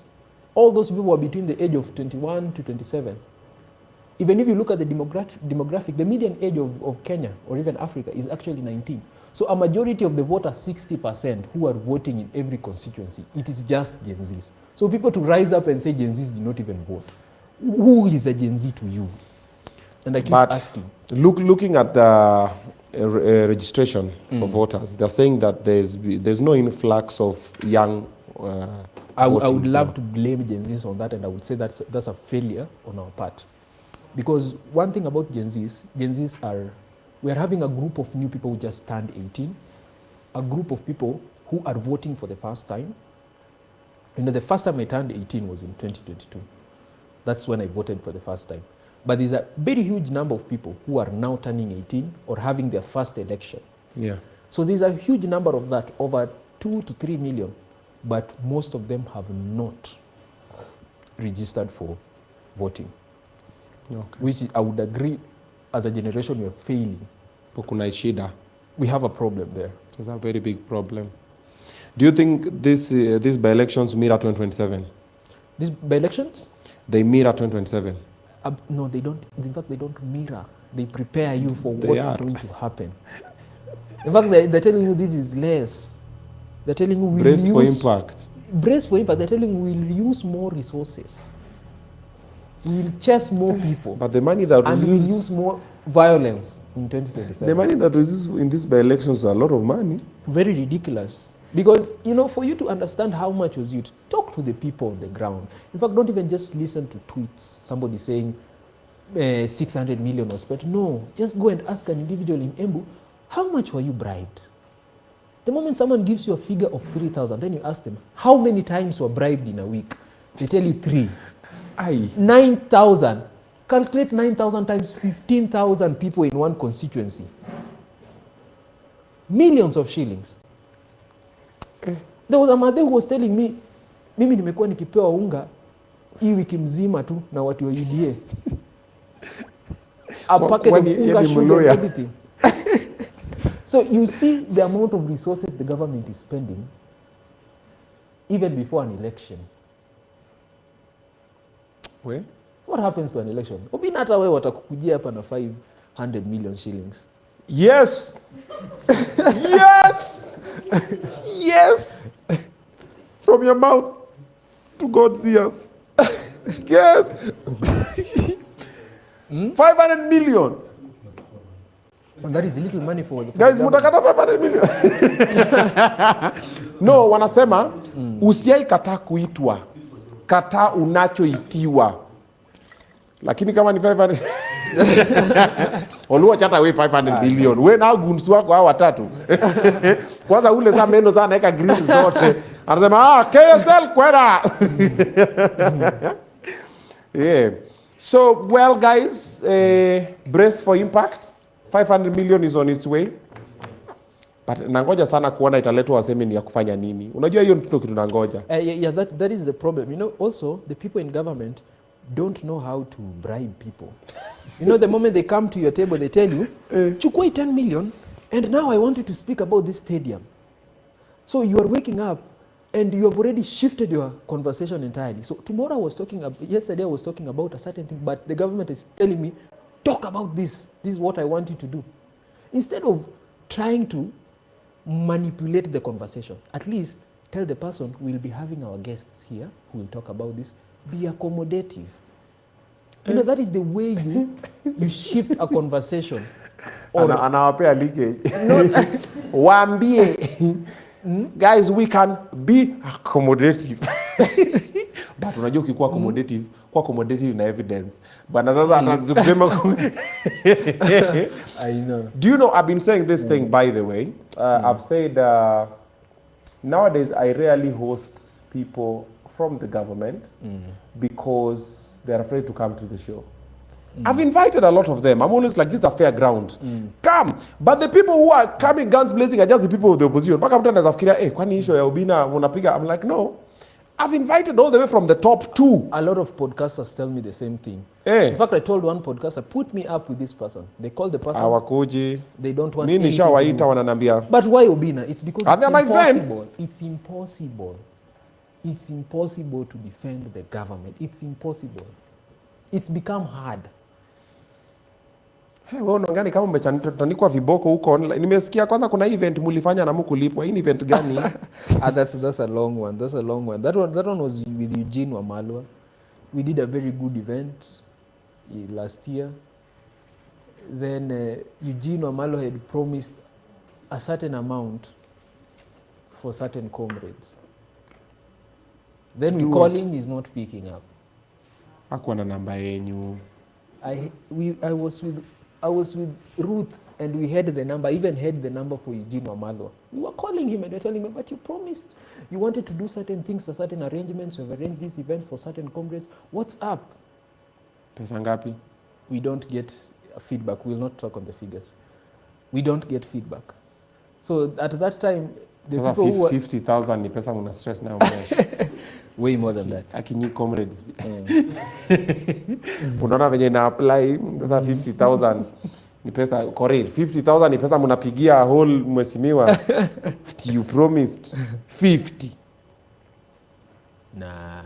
Unajua ni deal na wakili. Ananipima na kwa zile yeah. I'm not going to kuna ile word mnatumianga ya kiwakili ya kujiweka kwa shida.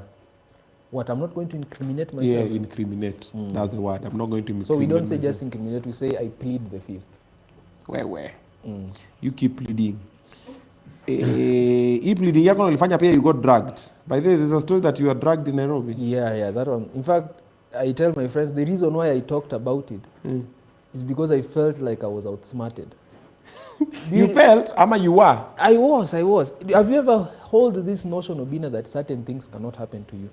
Or maybe to even believe like, something like witchcraft cannot affect me. So I used to hear a lot of stories of people saying that they were drugged, maybe in a club. No. Especially at the bus station when you're queuing to get on a matatu. So I never believed such kind of thing could happen. So I'm at Archives at around 12 in the afternoon. I had just come from a certain event. And in the afternoon, there are not so many people who were commuting from CBD to their homes. So at that point, there was no particular queue, Super Metro. Okay. So I just stood there and I was thinking about a lot of things. Then a certain guy comes and greets me. And he was a very old man, so there was nothing suspicious about it. Nairobi. And the thing is, the first time he greets me, I'm taller. So he just greets me, then he realizes I'm too far. Then he pushes my hand close to him. Then he tells me, "Wapi church towers?" Then I feel a certain breath, but because he's an old person, I was like, maybe he just had a bad breath. I also have grandfathers, and sometimes you experience this thing.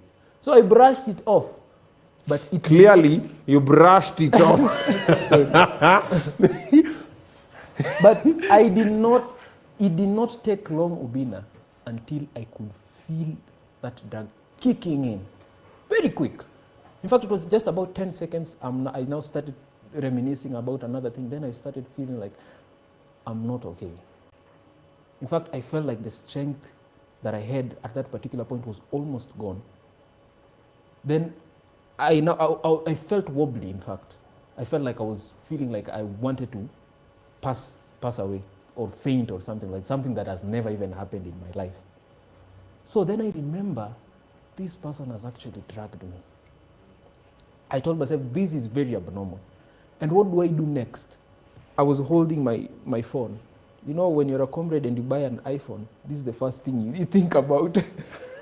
I took my phone and I just gave it to one of the stage marshals. Later I came to learn they're called stage marshals, the people who make the queue at Super Metro. They wear a certain blue thing. They're not conductors, like I said in the video. He was a stage marshal. And I gave him my phone and I told him, I've been dragged. And he immediately knew that it had happened. In fact, he said, hii inafanyikaga hapa, don't worry. He immediately knew. He took my phone and showed me, come. Akanipeleka hapo Bliss. There's a Bliss Healthcare Center hapo to Archives on that particular building. Akanipeleka hapo, akaniambia, you know what? It withers off for about 2 hours, but in case there's some pills, you can just get to feel better. But at that moment, I was feeling like I was not myself, Obinna. I wasn't. That is why I keep telling people, those shit works. So I stayed at that healthcare for a while, and after that is where I started feeling well. So what the marshal did, now I told him I need to go home because I have something tomorrow. I need to get home early. I was staying around Thika Road. So he put me in front with the driver because he told me that even as I'm trying to help you, these people are still looking around. They still know that you've gotten into this hospital. He put me in front there, and even as I was heading home, nililala kabisa.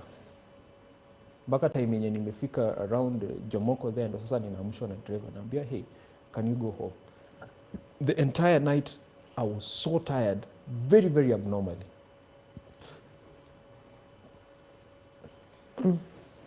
The next morning, you know what I did? I took my phone and said, I'm talking about this. I have a certain superiority complex or ego that I never want to feel like a victim. So the next day, I said, no, you guys cannot outsmart me. I'll talk about this. And I immediately talked about it. In fact, what I wanted to do was to go the next day, look for the nearest CCTV in that location so that I can just trace the events and just get the video of how these people did it. I just didn't get time. Then bloggers said that it is Ruto who has sent people. Surely. And it is just a normal incident. Ni mtu tu alikuwa kazi zake pale nini. Alikuwa kazi pale Archives Akowera. Sasa Ruto anaingilia hapo. Pia mnaikanga Ruto kwa vitu. Mtoto wa mtu amenyongwa na githeri, Ruto. I went, after that I went to YouTube, then I found a very big thumbnail. I don't know, Adrian Oluoch, Ruto sends, I don't know, state machinery to kill Adrian Oluoch. And I was like, oh, come on, I'm not even known. I'm not even that popular. I called the person. State machinery? Come on. State machinery ni mzaja brush meno. Sure. I told him, come on. Oh, I know this is what you guys do, but you're exaggerating. But it was one of the worst incidents I've had when it comes to dragging in Nairobi. Yeah. At now I believe that it can happen to anyone. Yeah, but it's also eye-opening. Yeah, definitely, for sure. All right, now it's time for quick fire. Sasa hizi majibu za haraka tukienda. Matiang'i? No. Oh, you have not finished? Oh, sorry. Okay, finish it. So, bro, I have kisses here. Oh, kisses? Yeah, like I have 3 kissy employees, including my house manager. So, tread carefully. Yeah, Ule ndiye anapika chakula yangu. Sometimes kisses can be violent a little bit. Huyu ataend kipindi. Unasikia show imeisha, si unasikia? Mwambie pole. I've not yet even heard the question. Imagine you're responding nini. It is for the benefit of you. I was just asking that Matiang'i has been put as the deputy party leader now for Jubilee. Yes, for Jubilee. And do you think it's going to help Jubilee and also UK get back into active politics? It's not going to help them, but according as an analyst, not now as a political activist, or someone who champions for good things, because Matiang'i is not someone I'm supposed to be debating about because we know of all these atrocities. But it is a very great move for Matiang'i to go for presidency, because one thing about kisses, they have never had a front runner in any particular election. So Matiang'i has created that strong image of someone who can represent kisses as a presidential candidate. Yes, he might not win a presidential candidate, but he might be able to bargain for an entire region. Or he's simply giving an entire region an opportunity to stand behind one person. So the moment you just have an entire region standing behind one person, he becomes very powerful, even though he's not as influential nationally as it is. That is the same struggles that we're having in Luhya community. They're trying to get one person. But for Luos, it has been very perfect for them with Raila Amolo Odinga. So there is that bargaining power that you have when you have a kingpin in terms. Speaking of kingpins, Kalonzo for presidency? I would pick him as a lesser devil, just like I said. But the reason why Kalonzo is a threat to the other side, you know, I keep telling people this, that for you to become a president in Kenya, everyone is also talking about this, you have to have a certain demeanor. You have to have a certain character. And Kalonzo has mastered it quite well. You know, for a long time, Kalonzo has not been the openly insultive kind of leader. As you have seen, he has always been the calm, very demure, something like that. So he has not been able to create a certain image of just a rogue politician that somebody like Gachagua has created in just a few years. So people can easily sell the image of Kalonzo to a lot of people. That is why he has become a threat for the other side. Now the other side is constantly talking about Kalonzo. It is because Kalonzo has the demeanor of a president.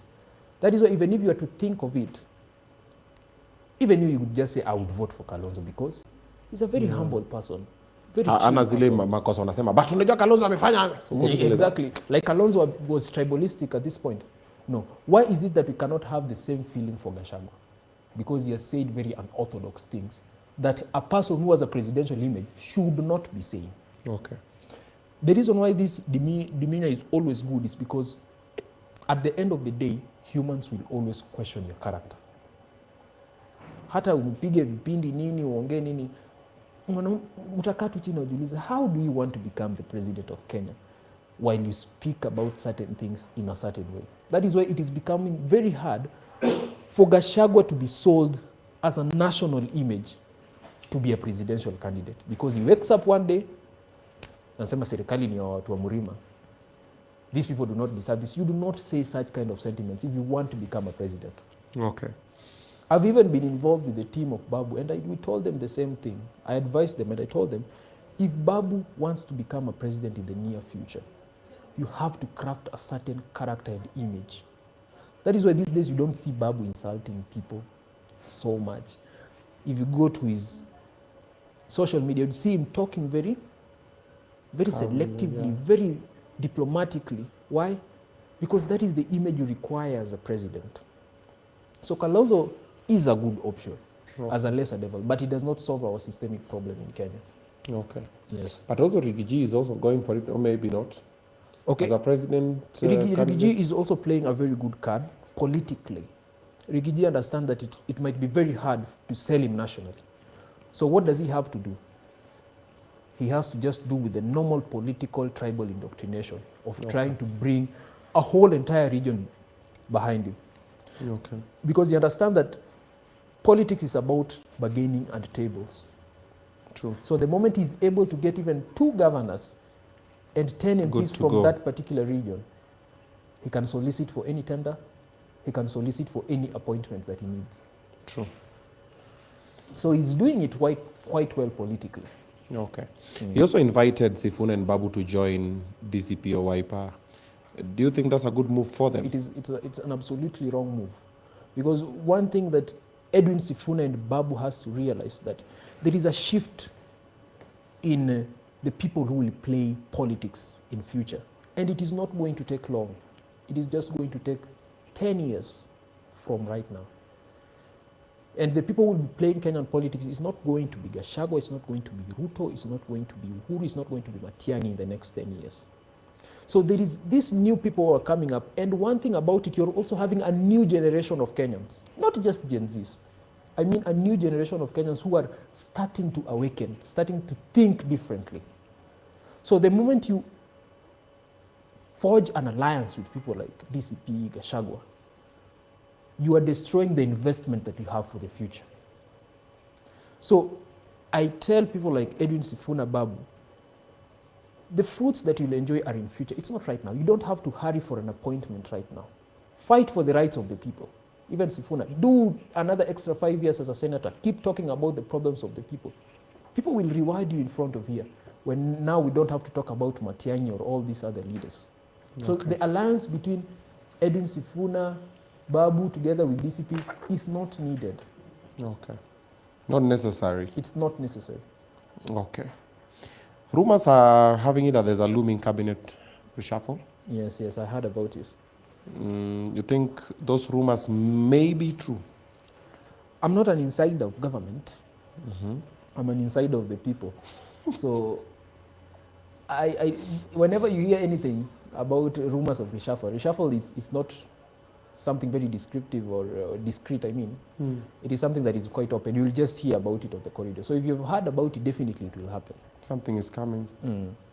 But the people who should be careful are the parasites, the ODM parasites. Yeah. Let's come to the death of Baba. What does that do for ODM? Do you see it surviving through 2027? ODM might survive in 2027. And in fact, the only way ODM can survive is when it is backed up by the government. They need very heavy resources to maintain that region itself. That is why even Kasipul was almost slipping away. Yeah. And you, Obinna as a Luo, you have understood that the only thing that has ever held us together as Luos is because inherently we just decided that Baba was always right. True. So any disagreement between you, Obado, and this one, Baba would just wake up one day and say, this is the way. And everyone would agree with that. So that principal aspect of ODM is gone. It is no longer there. That is why even Obado is telling you that Baba was ODM, ODM was Baba, because of that principle of decision making for Luos. Yeah. And one thing about Luos, inherently Luos are people who are always against each other. Come 2027, you are not going to fail to give someone a ticket in ODM and they will back down like it happened in 2022. ati Baba amesema. In fact, Baba used to do that. After ticket, you see most aspirants are lost. They do not want to put up the fight anymore. But in 2027, people don't want the ODM ticket in Nyanza. They will go head on. Kuja na hiyo ni kuje kivyangu. Like, na kuja independent. You saw how Aroko did it? Yeah. He did not wait for a ticket. He said, I'm going to the ground because I know right now things have shifted. And he's going back again in 2027. And he might win, actually. Yeah, he said it. He said in 2027 he's going and he's going to take it. And ain't nobody telling him shit. It is because he has understood what is really happening in the ground. And that is why I was also saying that if ODM wants to keep its power, they must decide for a fair nomination. Pea mtu ticket, mtu mwenye ameshinda. Ikifika 2027 there is a nomination. Weka Aroko na Boyd Were pamoja. Let them go for a free and fair nomination. Mwenye ameshinda mwenzake, give that person a ticket. That's the only way ODM is going to survive. But if they try to carry on that tactic whereby we are the absolute deciders of who gets the ticket, mambo itachemuka. We'll be having new parties. You'll be hearing a governor with a maize political party, another governor with banana political party in Nyanza for the first time. Gonna happen. What if Ruto buys ODM? For what particular purpose? He wants to run with the ODM ticket for 2027. The ODM, I don't think that would be in the table. What to if? Run with ODM ticket. You know, if you are a president today and you decide that you're abandoning your own political party, you have made the image that my political party has failed to sell itself. What if it's a merger? The only thing you should wish for is a merger between political parties or a merger between even Azimio was a merger. It was a merger of different coalitions. In fact. Even Kenya Kwanza is a merger. What if now they do that? Because now you see the broad-based aspect. We're still in broad-based, nini. Then we have a few lawyers with those other parties who pia wako affiliated with the government. Yes. A merger is the only thing that is possible. But that inherently, Ruto using an ODM ticket as his main campaigner, that is just agreeing with the country that you failed under your own party. Because you now have to change ideologies, bottom up. You have to do a lot of things. Should they still be with the government? The ODM? They should not be with the government. And I keep telling people in ODM, what is this important thing that you keep talking about government? ODM can still flourish outside government. Tuko broad-based. No. We don't need to be in government. Baba alituacha broad-based. But how many times has Baba been outside government and he has been comfortable about it? Huyo ni Baba. He has never called for a genocide so that he can be a president. Why? Because he understands that even ODM as a party can flourish at the opposition. And in fact, the best ticket for ODM to maintain its power for so long is for them to maintain their opposition tactic. So what wako kwa government watoke? Watoke. Why does it have to be in government? How does it benefit your own people? Mbadi atoke. Atoke. Nani atoke? Wandai. Yes. Because we Luos have been very comfortable with ODM. Wakai inje kwa baridi tena. You know when you mean baridi, you know why is that? Joho atoke. Watoke. There is no difference between a leader who's in government and a leader who's outside government. You better have these leaders, Obinna, outside government than in government. Because when they're in government, they're not actually, you're not benefiting directly. So it's better for you to have them making noise against the government. So where we support broad-based? I would never support broad-based. In fact, I went to my village last week and I met a group of people and I told them we are not going to support broad-based. You told them as who? I'm a village elder, Obinna. Okay. Tuko na elder Igwe. Amenda kapanga village mates akawambia. You know, in your village, if you're the only one who got the degree, at least, you know, people hail you a little bit. I still come from a village where people are not learned. And I'm amongst the people who, I bet the only lawyer there. So at least if you go back, people want to give you a voice. They want to listen to you. Okay. So you have to remind them and make sense to the Luos and tell them that these people are just using us. But wewe ulipenda Baba? I admired Baba. But I did not worship him. Because you know one thing about a very, you know, when you're a smart person and intelligent person, you can never hold another human being at a very high point in the sense that you even worship this individual. Yeah. So I admired his politics. I admired whatever he did in the country, but I wouldn't be the one who, baba akisema leta bibi yako unaleta, no. Okay. Oburu is right now holding the mantle. Youth leader. Ako hapo kwa kiti ya ODM. Do you think he's the right choice? In fact, Oburu, what we keep saying is Oburu wants to maintain the system that Baba has left behind. So the only person who was supposed to be chosen to fill that gap had to be him. Okay. Because when you talk about ticketing, Obinna, you've heard about incidents whereby it is Ida Odinga who's there at the front gate waiting for you as a gateway before you get to Baba. So this is something that the Odinga family have enjoyed directly from ODM, the influence. So the moment you have another person who's not an Odinga family, let's say Babu, you take away that power from that entire family. That is why it was necessary to pick someone from that family to be the party leader of ODM. Because the moment you have someone like Babu, Babu comes in with his own system. Babu has his own people. So nobody would be going to Bondo anymore to ask for tickets. Where would they be going? To Babu. Because that is the new influence. So that is why the Odinga family were very quiet about the appointment of Oburu Odinga. Yeah. They want the system in place. Okay.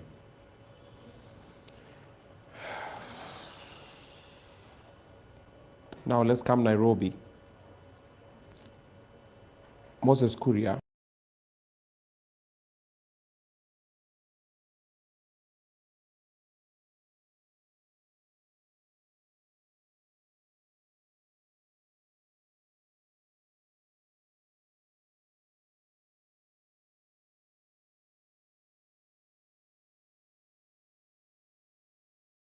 Moses Kuria has perfected the art of theatrics when it comes to Kenyan politics.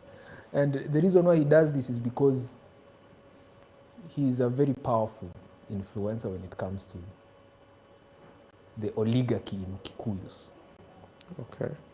So that's why he's very comfortable. That's why Moses Kuria can wake up one day and say something against Ruto. He did it when he resigned, right?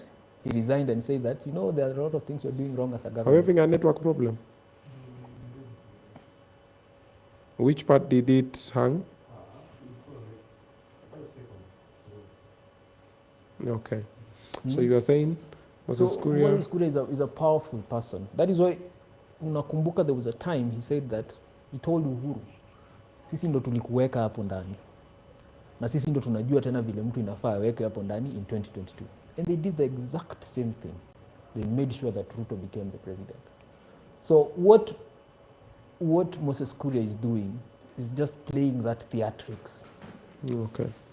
of trying to get people to talk and to do this. But his major role in politics is not vying for governorship anywhere. They're involved in installing the president as part of the Kikuyu oligarchy. Oh, wow. Okay. I didn't see it that way. What of Babu? Governor. Nairobi. Babu, I've said it many times, Babu should not vie for governor. I don't know why most people underscore. You know, if you understand the political roles that was brought about by devolution, a governor is very administrative. That is why we do not have to be hearing about a governor talking about political issues. Because that position of a governor is administrative. You have your own government. That is why we say Nairobi County government. You are a president of that particular county. So you should be administratively leading that country and not about any other thing. Okay. So the moment you have Babu in that situation, you take away the power that a legislature have. You know when you're an MP, you can literally talk about anything affecting the country. So you lose that power. So you have to be an administrator silently trying to manage a county. But what happens to a county like Nairobi? Nairobi is unmanageable. Because Think of something like garbage. You want to remove a certain dump site in Kawangwara market. Maybe that dump site is owned by an individual who donated over 20 million for President Ruto's campaign. You go there, try to bulldoze and evict people, you get a call from State House telling you, why did you interfere with this? That is why it has become impossible to manage Nairobi. Everybody wants a piece of Nairobi. And there are people who have been enjoying that cartelism for so long. In fact, I've heard Alai talk about it so well. If we want to end Babu, what do? We let him become governor. As simple as that. But I keep telling the people in Babu's camp that MP is the most powerful position you can hold. People go directly from being an MP to being a president. Not being a governor to being a president. Why? An MP is a national leader that can talk about anything. So my best advice to Babu is just be a legislature. There is no problem with that. Okay. But I've been hearing people arguing that Babu ana pesa, I don't know, he needs the money. Maybe that. All right. Thank you so much for coming through. You're welcome. We would tackle much more, but time is long. The video been live for how long? 2 hours 30 minutes. Doesn't even seem like it. Nakani kama tu tumeanza na bado tujamaliza matters. Bado ndakuita tena tuendelee tena kuongea zingine. Jura maswali bado ziko mingi. All right. I'd like to extend an invite to you to join us for our orphanage visit on the 22nd of December. We're going to Blessed Assurance Children's Home in Mwiki, as we do every year. So come through. Any goodies that you have are much appreciated. Kuja na chochote kile ambacho unacho. Okay. Ni unga, ni mafuta, ni manguo, ni nini. Hata kama una chochote, kuja wewe mwenyewe, kuja ucheze na watoto. We have a good time. There's a number on the screen. WhatsApp that number for directions, for inquiries, and for all donations of any kind. Let's give those children a memorable Christmas. Adrian? Yes. All the best at KSL. Thank you so much. Piga ukuja uni represent. Makesi ni mingi. Najua ziko mingi. Kama ulishashinda ya defamation. Hiyo ni moja. Hata mimi niko na nyingine tena. Mambo ni mingi. You're being sued. Yes. Yeah, for defamation. Oh. Yeah. You should protect yourself legally. This entire...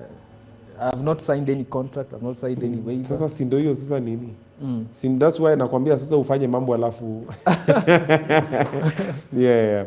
But thank you for coming. Thank you so much. For the ones who want to find you on social media, wakupate wapi, ongea nao wako hapa. And then also give Kenyans your closing remarks. I'm any social media. I might be young, but I don't use funny names or slangs. Just find me on my official name, Adrian Oluoch, TikTok, Instagram, or any other platform.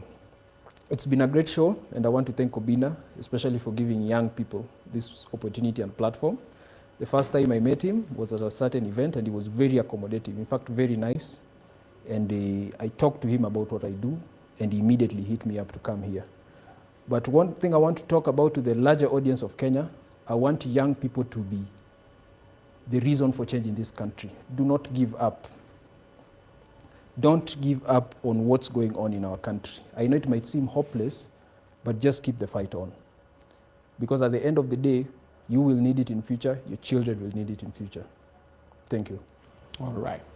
Thank you for watching. I'm coming back in a short while. Akina Jayzo wamefika. Yeah, so I want to show you some fireworks. Unataka kuona mabaluti, tunataka kuzilipua. So if you want to see some pua, that's what we're going for next.